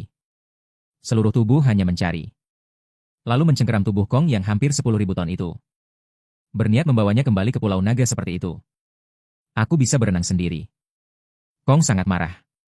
Dicengkeram di bawah kaki dengan begitu memalukan dan dipamerkan. Seperti mangsa. Apa aku tidak punya harga diri? Kalau begitu berenanglah sendiri. Aku akan memandumu dari langit. Untungnya Gelei setuju dengan pengertian. Jika tidak, Kong benar-benar punya keinginan untuk membenturkan kepalanya hingga mati. Sebelum pergi, Kong juga datang ke Pulau Tengkorak, tempat tinggal suku Iwi, dan mengucapkan selamat tinggal kepada mereka. Setelah itu dia baru terjun ke dalam air laut, berenang dengan lincah seolah-olah seperti ikan, dan dapat secara langsung di dalam air laut menyerap oksigen yang diperlukan. Kong yang dulunya tidak bisa berenang, telah berubah menjadi kera air sekarang. Tentu saja karena Dewa Naga sebelumnya telah menganugerahinya gen ikan. Sementara Gelei terbang perlahan di ketinggian rendah, memandu jalan untuk Kong. Kamu berenang terlalu lambat. Biar aku saja yang mengantarmu. Namun tidak lama kemudian Gelei berubah pikiran. Lagi pula kecepatan berenang Kong benar-benar tidak bisa dibanggakan. Lambat seperti siput. Jika terus begini, entah kapan baru bisa sampai di Pulau Naga. Selanjutnya Gelei tidak peduli apakah Kong setuju atau tidak. Menuki ke bawah, menggunakan cakar untuk mengangkatnya dari air. Mengibaskan Kong dengan keras. Air laut yang membasahi seluruh bulunya. Lalu mengepakkan sayap untuk menambah kecepatan. Meledakkan kecepatan terbang supersonik. Terbang menuju arah Pulau Naga. Kong yang belum sempat bereaksi, tiba-tiba merasa kedua kakinya terangkat dari laut. Seluruh tubuhnya melayang ke udara. Kemudian langsung menghadapi kecepatan terbang supersonik. Angin kencang yang ditimbulkannya membuat mulutnya yang terbuka lebar jadi berubah bentuk. Kong, aduh sial, aku mau pulang. Markas organisasi Monarch di perairan Bermuda, kalian lihat. Itu adalah Otuna dan Kong. Gambar yang dikirim kembali oleh satelit muncul di layar lebar. Semua anggota organisasi Monarch. Semuanya bersama-sama menyaksikan Kong dicengkeram oleh cakar Otuna. Menembak mati di bawah. Pemandangan itu tidak bisa tidak terasa sedikit menggelikan. Hanya satu orang yang melihat pemandangan ini. Wajahnya tidak menunjukkan ekspresi apapun. Tanpa kesedihan maupun kegembiraan. Hanya ada semacam ketenangan seolah terlepas dari duniawi. Dialah Emma Russell yang kembali dengan selamat. Awalnya karena terakhir kali mempertaruhkan nyawa dalam insiden kerusuhan Rasmuto yang berbahaya. Organisasi Monarch telah memberinya cuti panjang. Ingin dia kembali ke kampung halamannya di Boston untuk beristirahat dengan baik. Namun Emma menolaknya tanpa berpikir panjang. Dia bahkan mengajukan permohonan kepada Tuan Qin Zeshilang untuk membawa putrinya, Madison, pergi ke negara Long yang terletak di bekerja di pos terdepan nomor 61 di Provinsi Selatan. Di sanalah tempat Mothra tertidur. Tujuan Emma adalah untuk lebih menyempurnakan, mengoptimalkan sistem Orca yang telah ia curahkan banyak usaha dan meluangkan waktu. Mencoba berkomunikasi dengan Mothra. Alasan memilih Mothra juga karena dalam catatan kuil terkaitnya, Mothra melambangkan perlindungan dan warisan. Adalah penjaga tatanan bumi. Kemungkinan untuk berkomunikasi dengan manusia lebih besar. Qin Zeshilang akhirnya menyetujui permintaan Emma. Namun tidak tahu bahwa semua ini hanyalah rencana Emma. Jauh lebih mengerikan daripada insiden kerusuhan Rasmuto sebelumnya. Badai Titan yang lebih mengerikan. Dalam waktu dekat. Membahayakan seluruh dunia manusia yang sudah goyah. Semuanya seperti prediksi awal Qin Zeshilang. Menghancurkan manusia dengan tangan sendiri. Tidak pernah dilakukan oleh monster. Melainkan keserakahan manusia itu sendiri. Keinginan dan ketidaktahuan. Setelah perjalanan panjang selama beberapa jam di Pulau Naga. Setelah melewati badai awan petir di luar. Baru membawa Kong kembali. Adapun Kong saat ini. Wajahnya sudah terlihat putus asa. Akhirnya berhasil pulih. Mendarat dengan selamat di Pulau Naga. Kong dengan cepat terpesona oleh pemandangan spektakuler di depan matanya. Terlihat di atas Pulau Naga. Ternyata dengan kecepatan yang luar biasa. Membangun satu demi satu gunung. Bangunan raksasa berbahan batu. Termasuk bangunan darat yang menjulang tinggi. Dan bangunan bawah tanah yang digali dalam. Menciptakan bentuk suku primitif. Inilah suku primitif pertama dari peradaban dinosaurus. Suku Jurassic. Dan di lokasi inti Pulau Naga. Dinosaurus bahkan menumpuk untuk Dewa Naga. Membangun sebuah istana kuno yang sederhana. Namun megah. Seperti sarang bermuda Godzilla. Istana Atlantis di dalam lubang. Seperti itu. Istana ini menjadi tempat tinggal Dewa Naga. Disebut Istana Dewa Naga. Di bawah pimpinan Gesu. Kong yang berjalan masuk ke Pulau Naga. Benar-benar seperti Liu Laolao memasuki Taman Grandview. Tidak bisa tidak merasa kagum. Sepanjang jalan Kong juga melihat berbagai macam dinosaurus besar dan kecil. Terutama dinosaurus yang masih muda. Lebih banyak daripada dinosaurus dewasa. Sulit dibayangkan setelah mereka dewasa. Pemandangan spektakuler seperti apa nantinya. Kong benar-benar tidak menyangka naga. Ras dinosaurus di bawah perlindungan Dewa Naga.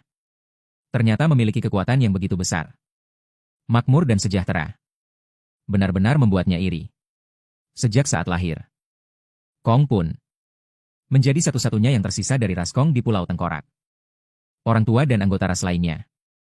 Semuanya tewas dalam pertarungan melawan Skullcrawur. Dia tumbuh sendirian sejak kecil. Jadi Kong selama ini sangat mendambakan untuk mencari anggota rasnya. Mendambakan kehadiran kasih sayang keluarga. Di langit tinggi di atas, tiba-tiba turun sesosok raksasa. Naga perak yang agung. Hanya dengan merasakan aura naga yang terpancar secara alami, Kong tidak bisa menahan rasa gemetar. Mendongak. Kong baru menyadari bahwa yang datang adalah Dewa Naga itu. Kong, kau sudah datang, mulai sekarang ini juga rumahmu. Dan kami semua adalah kaummu. Sepasang mata naga merah milik Dewa Naga seolah menembus lubuk hatinya sendiri. Kata-kata yang terucap semakin membuat Kong tertegun. Hati yang tersentuh dalam, tidak akan kembali ke Pulau Tengkorak. Mulai sekarang, ini adalah rumahku, Kong. Setelah menaklukkan Kong, si penggemar kecil ini, aku pun memberitahunya. Kong, rencana kaum dinosaurus untuk masuk ke dunia inti bumi. Dunia inti bumi. Kong sebenarnya baru pertama kali mendengar istilah ini. Sama sekali tidak tahu keberadaan dunia inti bumi. Dunia inti bumi juga disebut bumi berongga. Adalah bumi.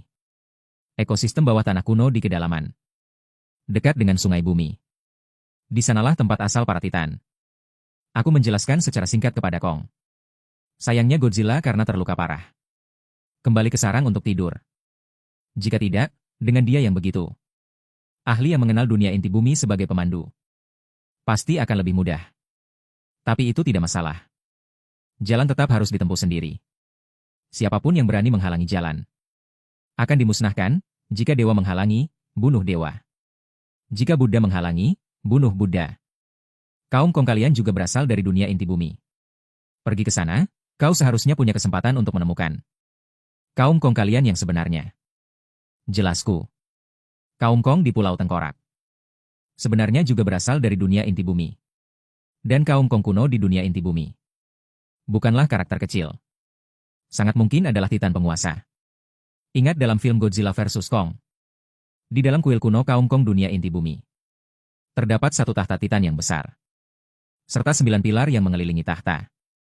Titan yang menjulang tinggi. Menurut dugaan, ini mewakili kaum Kong dunia inti bumi. 9 Raja Kong kuno di masa kejayaannya. Dalam komik Godzilla Dominion, pernah muncul seekor Raja Kong kuno. Dia karena dalam persaingan penerus Raja Kong Agung kalah dalam pertempuran. Terpaksa datang ke dunia permukaan. Menduduki salah satu sarang Godzilla di Samudra Arktik. Sarang. Kemudian dibunuh oleh Tiamat yang terbangun. Namun kemudian, kaum Kong dunia inti bumi dan kaum dinosaurus atom kelas Godzilla meletus perang besar. Kedua belah pihak menderita kerugian besar. Dan Kong dunia inti bumi, bahkan dengan bagian tubuh dinosaurus atom, membuat kapak energi. Mampu menyerap energi nuklir untuk pengisian daya. Kekuatannya sangat kuat. Perang besar menyebabkan kaum Kong dunia inti bumi dan kaum dinosaurus atom musnah sepenuhnya. Raja Kong Agung dan banyak Raja Kong kuno gugur. Dan Godzilla juga terluka parah. Kembali ke sarangnya dan tertidur lelap. Sebagian kecil Kong dunia inti bumi datang ke permukaan Pulau Tengkorak di dunia. Karena kurangnya radiasi yang dibutuhkan Titan sebagai energi sumber, kaum Kong permukaan ini hanya bisa berburu hewan-hewan di Pulau Tengkorak sebagai makanan. Ukuran tubuh perlahan menyusut ke level 30 meter. Karena Pulau Tengkorak terletak di atas dunia inti bumi. Ada Skullcrawur yang terus-menerus muncul. Menyerang kaum Kong permukaan. Akhirnya kaum Kong permukaan hanya tersisa satu yang selamat. Itulah Kong yang ada di depan mata ini. Adapun mereka yang masih tinggal di dunia inti bumi. Kaum Kong dikuasai oleh seekor kera berbulu merah bernama Scar King. Titan kera raksasa. Scar King kemudian pada masa musim keempat era baru memperbudak Titan kuno Shimo. berusaha menaklukkan permukaan. Akhirnya dikalahkan oleh Godzilla. Disegel di dunia inti bumi. Kaum dari dunia inti bumi mencatatnya dalam bentuk lukisan dinding. Mencatat dengan detail bagian ini. Sejarah kaum Kong yang megah. Tentu saja sejarah kaum Kong ini. Aku tidak terburu-buru memberitahukannya sekaligus. Kong, tunggu saja nanti kalau ada kesempatan baru beritahu dia perlahan. Kalau tidak mau, ya sudah. Semua persiapan sudah selesai. Kecuali Changlong dan beberapa dinosaurus dewasa lainnya. Yang tinggal di Pulau Naga untuk menjaga rumah. Serta merawat anak dinosaurus yang masih lemah. Generasi pertama aliansi Jurassic. Dinosaurus semuanya berkumpul di sini. Membentuk pasukan dinosaurus yang megah. Segera bergerak menuju dunia inti bumi. Kong juga ada di antara mereka. Saat ini dia mengangkat kepalanya tinggi-tinggi. Melihat bayangan naga perak dewa naga berdiri dengan angkuh di langit. Sisik naga di sekujur tubuhnya seolah mengalirkan sungai magma yang bergejolak. Suhu udara di sekitar pun ikut meningkat tajam. Meskipun jaraknya cukup jauh. Kong bisa merasakan bulunya memiliki semacam rasa terbakar. Jika lebih dekat lagi, mungkin akan langsung terbakar seketika. Terlalu kuat, hanya dalam beberapa bulan berlalu. Dewa naga tidak hanya tubuhnya menjadi begitu besar hingga tak terjangkau. Tapi kekuatannya juga melonjak hingga membuatnya sedikit pun tidak ada niat untuk melawan. Ke tingkat yang tidak mungkin. Detik berikutnya. Terlihat seberkas cahaya merah yang membakar seperti sinar. Sinar panas turun dari langit. Jatuh ke permukaan reruntuhan dunia Jurassic. Seketika melelehkan lapisan batuan kerak bumi. Menembus lubang raksasa yang dalam tak berdasar. Setelah lapisan kerak bumi adalah lapisan batuan geoterma. Terakhir kali. Kedalaman yang bisa dicapai oleh elemen tanah atom saya. Hanya 1000 km. Dan kali ini angkanya sudah jauh lebih dari itu. Tepat pada saat ini. Saya jelas merasakan. Lapisan batuan geoterma yang menghalangi di depan benar-benar tertembus. Jalan di depan menjadi lancar tanpa hambatan. Tiba-tiba terbuka lebar. Tidak diragukan lagi. Di bawah sana adalah dunia inti bumi yang legendaris. Berangkat, perintah saya. Memimpin dengan melipat sayap naga. Melompat. Ke dalam terowongan geografi menuju dunia inti bumi.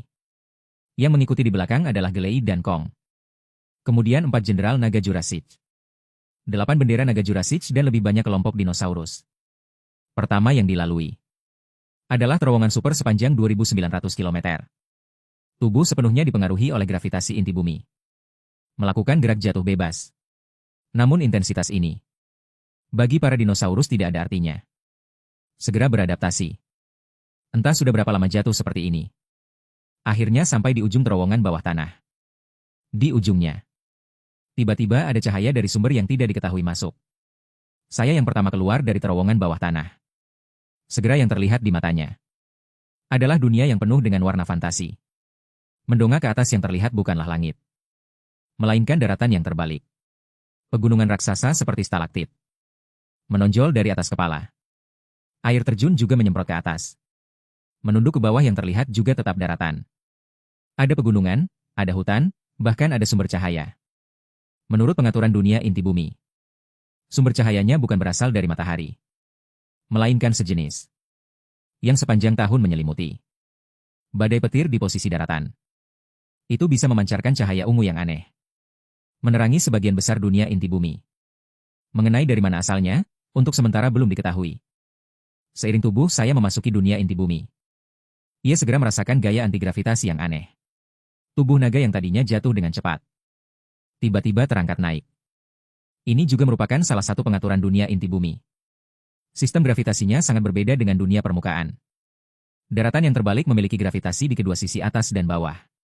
Gaya gravitasi dari berbagai arah saling berlawanan. Hanya area tengah yang memiliki gravitasi paling kecil. Di sana terdapat titik kritis gravitasi.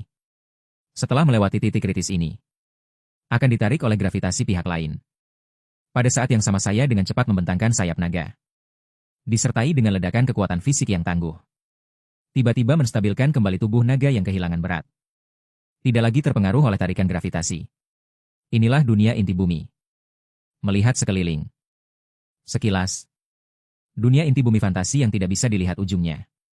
Di dalam hati saya, semangat yang luar biasa bergejolak. Sekali lagi dunia baru menantiku untuk ditaklukkan.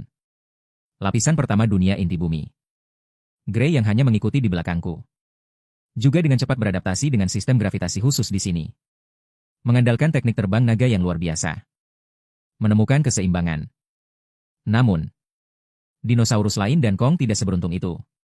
Pada dasarnya mereka semua terjatuh beberapa kali.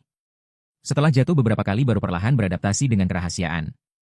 Setelah susah payah menstabilkan tubuh mereka. Mereka yang berwajah kusam.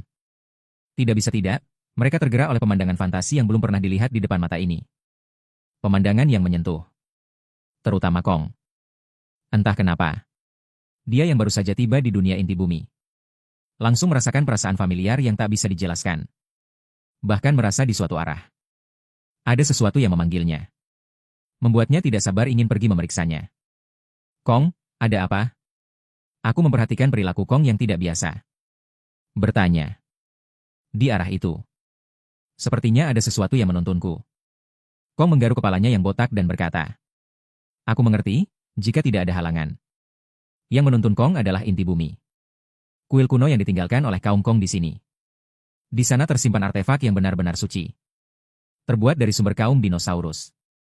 Kapak energi tingkat prasasti. Baiklah, kau pimpin jalan di depan. Mari kita pergi memeriksanya bersama. Aku segera memberikan perintah. Maka, dinosaurus dari aliansi Jurassic segera bersiap kembali. Berangkat mengikuti Kong sepanjang jalan. Melangkah maju dan selalu menjaga kewaspadaan tinggi. Aku juga memperlambat kecepatan. Dan terbang berdampingan dengan Gesu di ketinggian rendah. Memancarkan kekuatan persepsi super. Setiap saat. Memeriksa setiap pergerakan di lingkungan sekitar.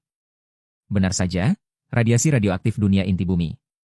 Konsentrasinya jauh lebih tinggi daripada dunia permukaan. Sistem gravitasi khusus.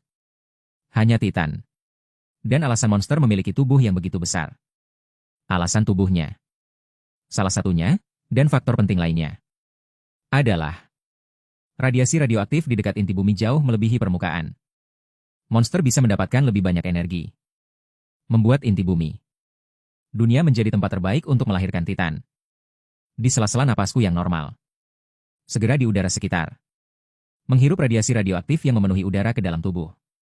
Seluruh sel di tubuh seolah-olah hidup kembali. Menjadi aktif. Ada rasa nyaman seperti berendam di pemandian air panas, Gesu. Kong juga begitu. Hati-hati, ada monster datang. Tiba-tiba persepsiku menangkap. Ada dua Titan berukuran besar. Dan monster. Sedang mendekat dengan cepat ke arah mereka. Jelas mereka tidak berniat baik. Segera. Terlihat dua ular raksasa bersayap dengan panjang tubuh yang mencengangkan. Satu di kiri dan satu di kanan. Menerjang ke arah para dinosaurus dengan kecepatan tinggi. Ini adalah sepasang ular Ming. Panjang tubuhnya melebihi 100 meter. Tubuh bagian atas tumbuh besar. Sepasang sayap iblis merah. Sayap yang membentang dengan cakar tajam di luar selaput. Tubuh ular secara keseluruhan tebal dan panjang.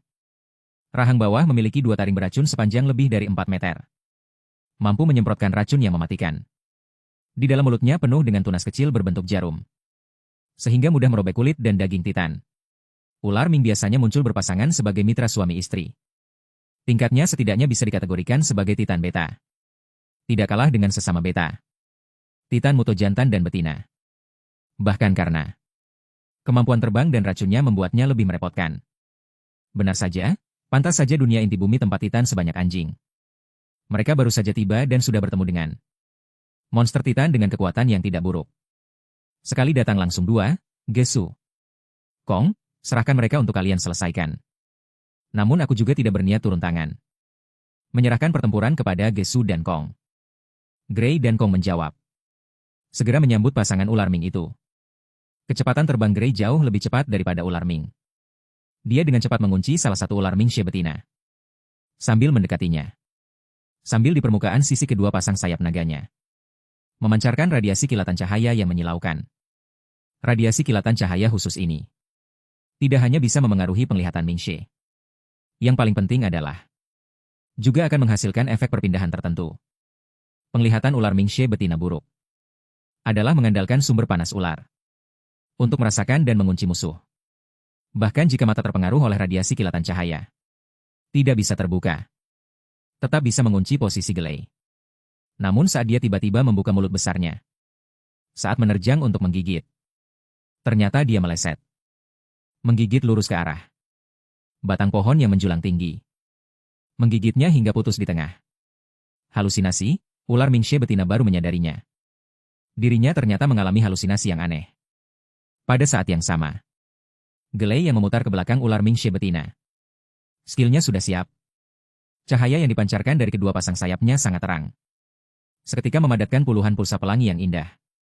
Menghantam sayap ular Mingxie betina dengan akurat. Ular Mingxie betina menjerit kesakitan. Sayapnya benar-benar meleleh habis. Ular besar itu kehilangan keseimbangan dan jatuh dengan keras ke tanah. Segera setelah itu, naga raksasa itu melesat turun dari langit. Satu serangan petir 9 langit. Kedua kakinya menginjak lidah ular Mingxie betina. Memaksa lidahnya hancur berkeping-keping. Darah ular berwarna hijau memercik kemana-mana. Saya melihat kemenangan yang mulus itu. Tidak bisa tidak, saya merasa senang untuk Gelei yang kekuatannya melonjak pesat. Dia benar-benar telah tumbuh cukup dewasa untuk berdiri sendiri. Di sisi lain, Kong. Pertarungan dengan ular Mingxie jantan jauh lebih sulit. Ular Mingxie jantan memiliki keunggulan serangan udara. Menggigit lengan Kong dengan keras. Taring beracun menembus kulitnya. Menyuntikkan racun mematikan ke dalam tubuh Kong. Bisa ular neurotoksin. Namun, Kong sebelumnya pernah terkena neurotoksin saya. Dan meminum darahnya sebagai penawar. Tubuhnya sudah memiliki ketahanan racun yang sangat kuat. Bisa ular Mingxie sama sekali tidak berpengaruh padanya. Melihat racun tidak efektif. Ular Mingxie jantan menggunakan tubuh ularnya yang panjang. Melilit Kong dengan erat. Melakukan jurus kunci ular. Kekuatan Kong sulit untuk melepaskan diri. Semakin dililit erat oleh tubuh ular Mingxie jantan. Hampir mati lemas. Untungnya Gelei membunuh ular Mingxie betina. Dan datang memberikan bantuan tepat waktu. Menembakkan pulsa pelangi yang mengenai ular Mingxie jantan. Kong baru mendapatkan kesempatan. Membanting ular Mingxie jantan ke tanah. Kemudian melakukan serangan bertubi-tubi. Terakhir, merobek lidah ular Mingxie jantan. Saya memperkirakan Kong saat ini seharusnya bisa disebut Titan Beta. Tapi masih rugi karena tidak memiliki serangan energi jarak jauh. Mengenai kapal energi atau sarung tangan mekanik nantinya. Bagaimanapun hanyalah kekuatan eksternal. Setelah membunuh ular Mingxie jantan, Kong tidak merasa senang. Menundukkan kepalanya. Tidak bisa mengalahkan Dewa Naga dan Gelei itu wajar. Hasilnya, saat datang ke dunia inti bumi. Bertemu monster kecil saja hampir mati di sini. Kong, apakah kamu mendambakan kekuatan? Tiba-tiba saya berbicara. Kata-kata itu dipenuhi dengan kekuatan yang tidak bisa ditolak Kong. Kong mengangguk tanpa ragu. Dia pernah melihat kemampuan Dewa Naga yang luar biasa. Kemampuan dewanya. Tahu bahwa jika Dewa Naga sudah berbicara, pasti bisa membantunya menjadi lebih kuat. Dewa Naga, tolong berikan aku kekuatan. Pikiran saya bergerak. Segera membuka izin fusi gen simulator. Saat ini Kong baru menggabungkan gen ikan. Masih bisa menggabungkan 4 jenis kemampuan genetik. Namun gen hewan biasa. Sebenarnya bagi Kong yang merupakan Titan, tidak banyak gunanya. Saya berpikir sejenak. Karena Kong sementara memilih 2 kemampuan genetik. Yang bisa lebih memperkuat kelebihannya. Kecepatan serangan gen udang mantis. Dan kontrol gelombang seismik gen kumbang naga. Keunggulan Kong sebenarnya adalah kelincahan dan kekuatan. Udang mantis. Gen udang sangat memperkuat reaksi sarafnya. Dan kecepatan serangannya. Gen kumbang naga. Bahkan membuat tinjunya mampu memanfaatkan gelombang seismik. Membentuk daya getar yang sangat mengerikan. Daya rusaknya melonjak drastis. Segera setelah penggabungan kemampuan kedua gen tersebut, Kong merasakan perubahan tubuhnya dengan jelas. Dia tidak bisa menahan diri untuk mendongak dan mengeluarkan raungan yang memuaskan. Luar biasa. Kong hampir langsung berlutut di hadapanku. Pemberian kekuatan ini baginya benar-benar sangat berharga. Kekuatannya setidaknya bisa langsung mencapai tingkat Titan. Jika bertemu lagi dengan ular Mingxie jantan tadi, Kong yakin bisa menjatuhkannya dengan satu pukulan. Dan dengan sarafnya yang meningkat pesat. Kecepatan reaksinya juga tidak akan digigit dan dililit oleh ular Mingxie jantan. Terima kasih atas anugerah Dewa Naga. Kong mengucapkan terima kasih dengan tulus. Suasana hatinya yang tadinya rendah tiba-tiba melonjak tinggi. Jika nanti kamu berkinerja baik, aku akan menganugerahimu kemampuan yang lebih kuat lagi. Aku juga tidak pelit memberikan Kong sebuah. Yang besar, Kong semakin bersemangat. Ingin segera mengorbankan segalanya demi Dewa Naga. Untuk menunjukkan kesetiaannya. Sepasang ular Mingxie sudah diselesaikan. Aku menyuruh Kong membelah mereka. Mengambil 2 bagian darah esensi Titan dari posisi jantung. Terus digunakan untuk penguatan para dinosaurus. Target kecil pertama adalah membuat para dinosaurus generasi pertama aliansi Jurassic. Semuanya menyelesaikan penguatan darah esensi Titan. Naik ke tingkat subtitan. Setelah itu, target kedua adalah membuat mereka. Mereka semua menyelesaikan tanda tangan bulan tingkat kehidupan. Berevolusi menjadi Titan sejati, monster terus maju. Kekuatan Kong yang meningkat drastis membuat kepercayaan dirinya juga melonjak. Sebagai pelopor penunjuk jalan, dia berada di barisan paling depan. Dengan aura gagah berani seolah satu orang bisa menahan ribuan musuh. Tidak lama kemudian, Kong melewati sebuah dataran rendah. Seketika mengejutkan sejumlah besar kelomang raksasa. Menurut garis depan, tingginya mencapai 15 meter. Memiliki cangkang keras yang mirip dengan lembah kelomang.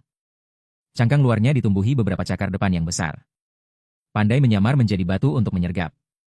Setiap kali ada makhluk yang melewati wilayahnya, akan diserang dan dimangsa secara berkelompok. Meskipun mereka hanya bisa dianggap subtitan. Namun karena jumlahnya yang banyak, ancaman terhadap Titan juga tidak kecil. Melihat kelomang raksasa yang datang dengan ganas ini, Kong juga meraung dengan kasar tanpa basa-basi. Mengangkat tinju besarnya dan menghantam tanah dengan keras. Membutuhkan waktu untuk mencapai gempa berkekuatan 6 skala Richter. Energi yang dilepaskan oleh pukulan ini sebanding dengan ledakan bom berkekuatan puluhan ribu ton. Seketika menghancurkan sebagian besar. Menjadi kepingan. Sebelumnya, dengan kekuatan Kong, paling banyak hanya setara dengan gempa tingkat 4. Dan hanya kerusakan target tunggal. Tidak bisa seperti sekarang yang menyebabkan area luas. Getaran kelompok, kerusakan, dan dinosaurus aliansi Jurassic juga tidak tinggal diam. Seketika berbondong-bondong menyerbu. Seperti satu persatu yang kelomang raksasa yang terhuyung-huyung akibat getaran, dibunuh. Menelan, terus maju dan berburu sepanjang jalan. Ada cukup banyak makhluk di lapisan pertama dunia inti bumi. Selain kelomang raksasa yang mencapai tingkat subtitan, ada juga yang satu ras dengan pulau tengkorak. Tapi dengan ukuran tubuh yang lebih besar, Pterosaurus daun. Sayapnya berwarna hijau daun. Akan menyamar menjadi daun dan bertengger di atas pohon mati. Ada juga elang neraka. Memiliki kepala burung hantu, cakar burung dan sayap. Tubuhnya juga tidak tertutup